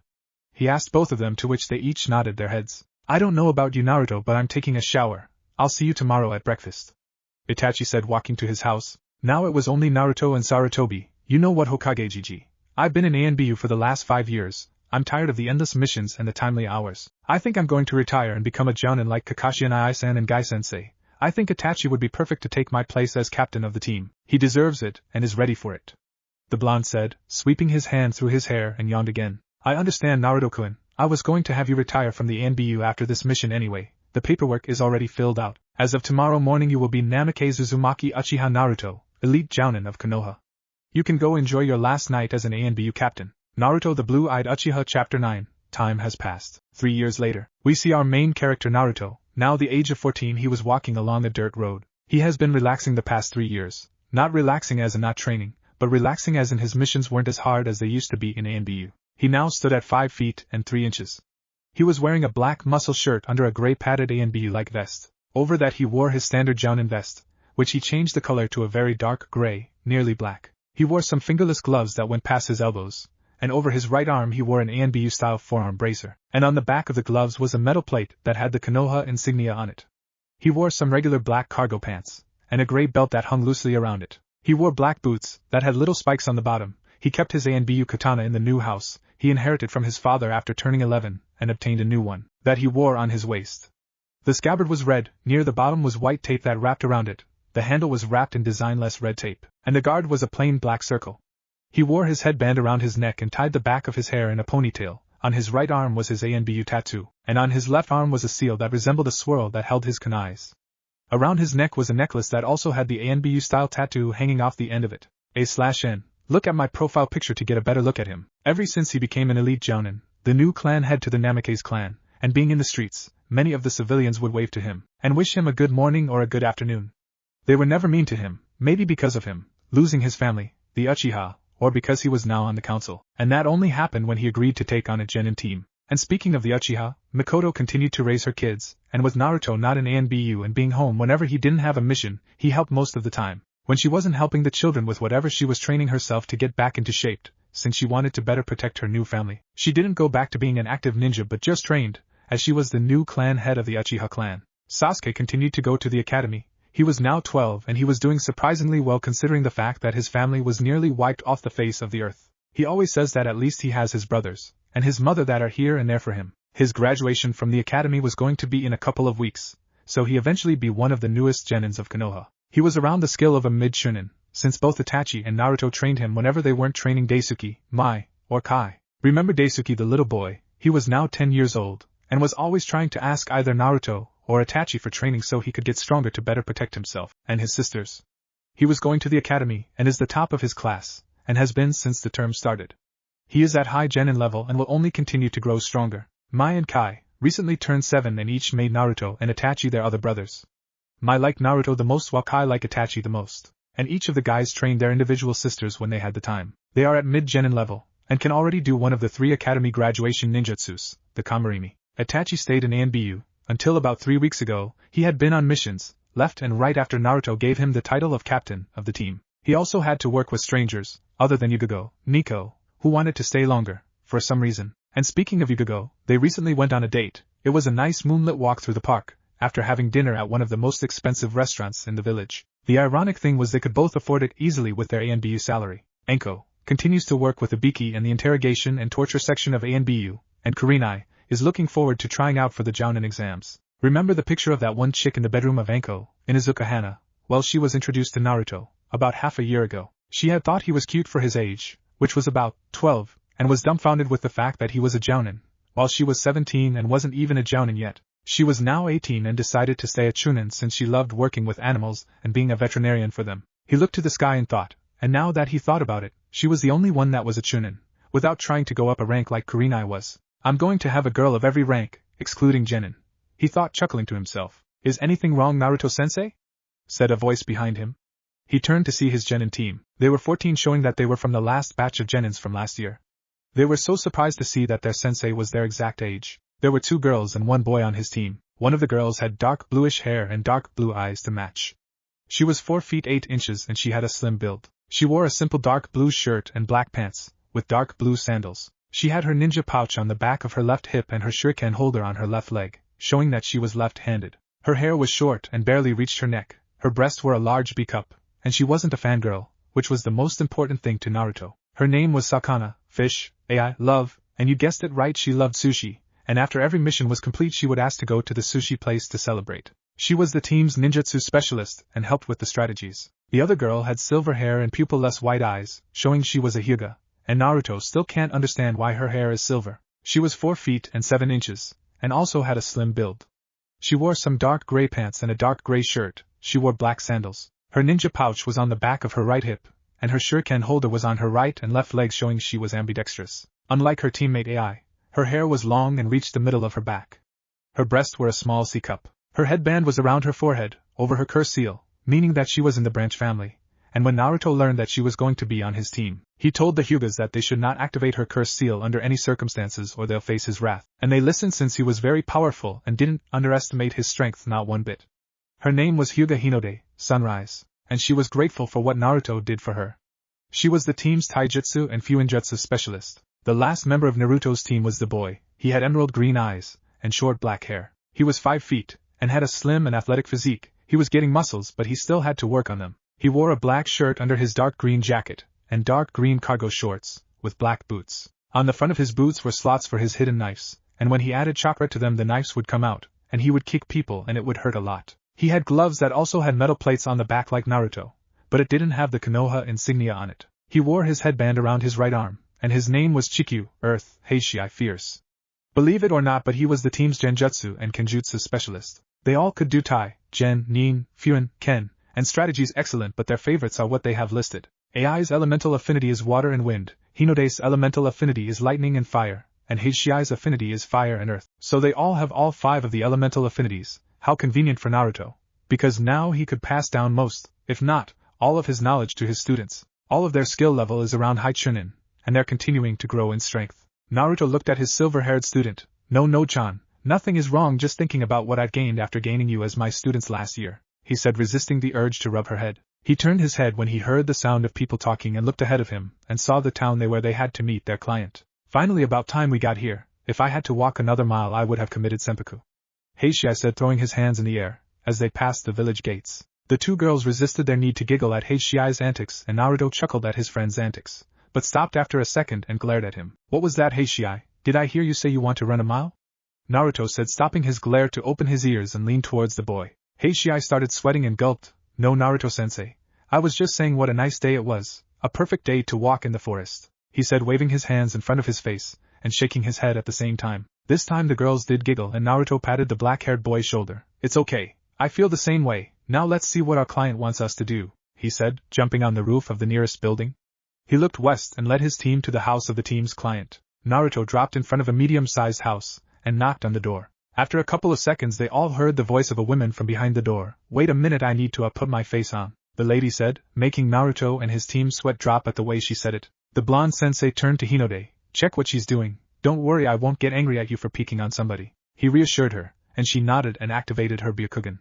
Sensei, she put a couch in front of the door, and now she's dragging her table in front of the door, Hinode said, making her teammates' sweat drop more. Anybody else in the house? AI asked, looking at the second floor of the house, wondering if she actually saw somebody in the window just now. Hinode nodded her head. Yeah, 2 kids are upstairs. They look around the ages of 6 and 7. She said as she continued to watch the women stack things in front of the door. Heishii grew tired of the woman's actions, and knocked on the door again. Don't worry ma'am, we're ninjas from Konoha and we just want to finish our mission quickly, we are not going to hurt you, he said, making Naruto nod his head in acceptance. They waited there for another minute before they heard the sound of moving furniture, and a couple more minutes before the long series of unlocking of the locks, making Naruto and his team sweat drop at the amount of clicking they heard. AI leaned toward Hinode. You would think she lives in a vault or something, she whispered, making Hinode giggle a little. Oh, you have no idea, Hinode thought as the lady cracked the door open a little. Did you say Konoha ninjas? She asked slowly and stuttering in the beginning. The ninjas nodded their heads and the lady swung the door open fully. Well, why didn't you say so? Come on in. I have much to tell you about, she said, her bashfulness gone and her bold and prideful behavior coming to the surface. The team of shinobi face faltered but got back up a second later, dusting themselves off, and entered the house. They each gasped in shock and surprise. Even Hinode, who had already seen it, was still surprised how the house looked from the inside. The house was filled with paintings and even sculptures made of fine basalt, obsidian, and other various materials, and even some metals. It was absolutely beautiful. Naruto stopped looking at the priceless paintings and sculptures and turned to the women. These are beautiful and expertly created. Did you do them yourself? He asked as his students continued looking at the art. She smiled and nodded her head. Why, yes I did.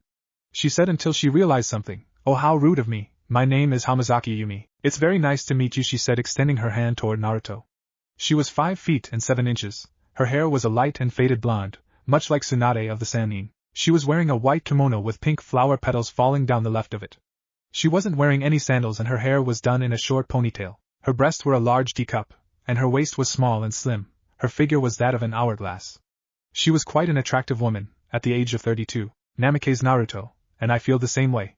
This is my team. The one with the silver hair is Hinode-chan, the one with the dark blue hair is Ai-chan, and the boy is Heishiai-kun, he said as each of his students bowed to the women. She gasped, but you're all so young. Are you sure you can handle the mission?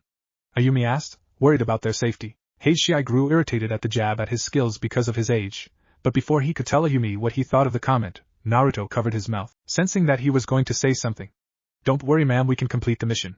So, what is it? He said, letting go of Heishiai's mouth, and stopping the girls from giggling, as they all got a little serious. It's my husband. He's been taken by a group of ninjas. They want my paintings and sculptures in exchange for my husband. They said that just stealing the art would take the fun out of their whole operation, those bastards. She said the last part softly while looking down at her feet. She lifted her head quickly and looked Naruto right in the eye. You have to get him back. She said, frantically missing her husband. Don't worry, we'll bring him back. Where is it that the shinobi have him and how many are there? He asked, crossing his arms. They come here every Saturday, telling me to hurry up with the decision or my husband will be killed. It's been like this for the past 2 weeks. Luckily tomorrow is Saturday, and if I was to remember correctly there are 5 of them, from the village of Sand, she said, giving them a small sad smile. Naruto nodded his head in agreement.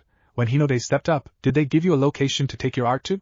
And do they give you the proof of life for your husband? She asked as blonde woman nodded. Yes, they do give a proof of life. They bring him every time bound and gagged, showing that he is indeed alive. They then hit him a couple of times so I know it's not an illusion, and they said they will be in the forest on the east side of the village, she said, sitting on her couch in the living room. Naruto and his team nodded. Okay, we'll go handle it immediately, the blonde male said as he turned around and exited the house. His students bowed one more time and followed suit. Naruto went into mission mode. Hinode-chan, use your Byakugan to scan the forest. Ai-chan, when Hinode finds their location, I want you to help me plan the attack. Heishiai-kun will cast the genjutsu around their area and will quickly dispose of them and take the husband of Ayumi back to her. You 3 understand? He asked, not even looking at his team as they waited for Hinode to spot the enemy, so he didn't see his team nodded their heads. The blue net found their targets, and they set out to the northeast. Remember team, suppress your chakra in case they have a sensor in the group, he said as he felt their chakra levels drop. He smiled in pride at his team's growth. Minutes later they entered the clearing where the Suna shinobi were camping. It seems they were getting irritated by the wife and wanted to just steal what they wanted instead of doing it the boring way. Quiet yourself, Jinta. The fun will begin as soon as the wife gives us what we want, and then we can kill both of them, said the leader of the group. But Seiki, I still don't understand why we can't just kill the bastards now and take what we want. We're just giving her enough time to call some Konoha shinobi to help her, Jinta said to the now revealed leader. When the man didn't respond, he looked and seen blood all around him. His comrades have been killed, he yelled, and was shaken, until real blood came out of the head of the person shaking him. The assault had begun. With 3 down, Naruto jumped into the clearing and launched a quick series of lightning bolts at the remaining 2, shocking and killing them. He then quickly ran to the only tent in the clearing, which he knew belonged to the leader of the group of Chunin Suna shinobi. He entered and untied the unconscious husband and threw him over his shoulders. Exiting his tent, he nodded to his concealed students, and they ran back to the village with their package in possession. 3 hours later, they made it back to the village after giving Ayumi back her husband, and was rewarded with a painting, which was sealed in a scroll and kept by Naruto, who promised to give the painting to the one that would win their next team spar. The team walked into the office of the Hokage and Naruto gave the mission report to the man. Excellent, that's another completed mission for your team, Naruto-kun. You trained them well, he said, puffing on his pipe. Naruto bowed a little to show his respect. Thanks, Gigi. Just wait, these 3 will soon become the next legendary 3, the blonde said with pride as his team blushed at the praise given to them. The room was filled with the laughter of the Hokage. I believe your declaration, because at this rate, in just a half a decade they will be close, not there but close. After all, the Densetsu no Sannin were trained by yours truly, he said, puffing out a ring of smoke. Naruto laughed. As was I. I mean, if Jiraiyaji trained my father to be Hokage, then I could too, he said, chuckling along with his grandfather. So where's Itachi and I? Is he on a mission or is he on break? He asked the leader of the village after his team left to go home and shower. He is on a mission. You're going to have to find someone else to train with, my boy, the old man said, as Naruto nodded and left the room in a swirl of wind and water. In the streets. Now Naruto was walking in the streets with no thought in mind. He wanted to train at the exact moment, but he was hungry. How could I solve this problem? He thought to himself, as he scratched his head. I think you just got your answer, Kit, the fox said in his head. And just at that second, a kunai flew through the air, slicing in his right cheek. He didn't stop his walking as he knew it was Anko looking to have some fun. Ah, Naruto, you do love me, one of his purple-haired goddesses said as she wrapped her arms around his head and leaned into his back, pressing her breast into it. As she licked his cheek, which was getting difficult with the walking and the wound healing, Anko pouted at the source of her fetish closing up. So what kind of mission did you have, Naruto? She said, getting from behind him and walking on the side of him. It was just some ninjas wanting something, but didn't want to take it by force. The idiots wanted to do some kind of ransom drop-off thing, so me and my team just killed them and gave the woman her husband back, Naruto said as they neared the dango stand they would meet on occasions. Naruto looked around the shop and found Kurenai sitting by herself with a cup of tea in her hand. She looked up and smiled seeing Anko and Naruto. It took you too long enough. I've been waiting here ever since I felt your chakra signature enter the village, the red-eyed goddess said looking at Naruto. Naruto rubbed the back of his head as he sat down. I'm sorry, I had to report my mission to the Hokage with my team, you know how it is, he said chuckling nervously as Kurenai leveled him with a small cute glare. It won't happen again, Naruto said as Kurenai smiled and put her cup of tea down. So Nai-chan, you going to get a team of wet behind the ears genin in 2 weeks? Anko asked before ordering a large plate of dango and a cup of sake, with Naruto ordering the same, minus the cup of sake and just ordered some tea. Yeah, I feel like I can do it again, and I hope this team passes, unlike last year's team, Kurenai said shaking her head as she remembered what happened with her team last year. She looked at Naruto nearly envious at his team. So Naruto, how is your team? She said. Naruto nearly shivered at her tone. They're alright. They are getting stronger and I'm thankful for that. Hinode is absolutely excellent with her Byakugan. Her Juken is top-notch and she's in the process to learn more taijutsu styles to incorporate her Juken into. Her skill in Fuinjutsu is rapidly rising now that her speed and accuracy in drawing the seals has increased. In less than a decade's time, at this pace, she'll be an expert. I wouldn't be surprised if her ancestors were Naras, because she is smart, and knows just what strategy is for what situation. But unlike the Naras, she has the reserves to do way more because her ninjutsu library far exceeds what a genin is supposed to know, thanks to me. Not to mention that her reserves are higher than most of the boys in her class. And lastly Heishiai, he's trying to be like you, making up his own genjutsus, and it's not just genjutsu that he specializes in, he becoming quite a skilled fighter when it comes to kenjutsu. Naruto said, gloating about his students without even knowing he was gloating about his students. But they did hear a sense of pride in Naruto's voice as he spoke, so he must have known what he was doing. Alright, we get it, your students are skilled, you can stop your bragging now, Anko said with her hands in her face and Kurenai shooting him a big glare, causing Naruto to gulp and apologize by taking her hand and kissing the back of it, and apologizing as he did. So Nai-chan, you want to have a quick spar with us after lunch? Anko asked with Naruto nodding his head and giving her the baby fox eyes jutsu. And he already knew that she couldn't resist his eyes and smile when she nodded her head. What if Naruto was Blue Eyes Uchiha? And thanks for watching my video till the end. If you enjoy this content, then do consider subscribing to my channel. And leave a like if you guys need the next part. Comment down and thanks for watching the video and see you guys in the next video.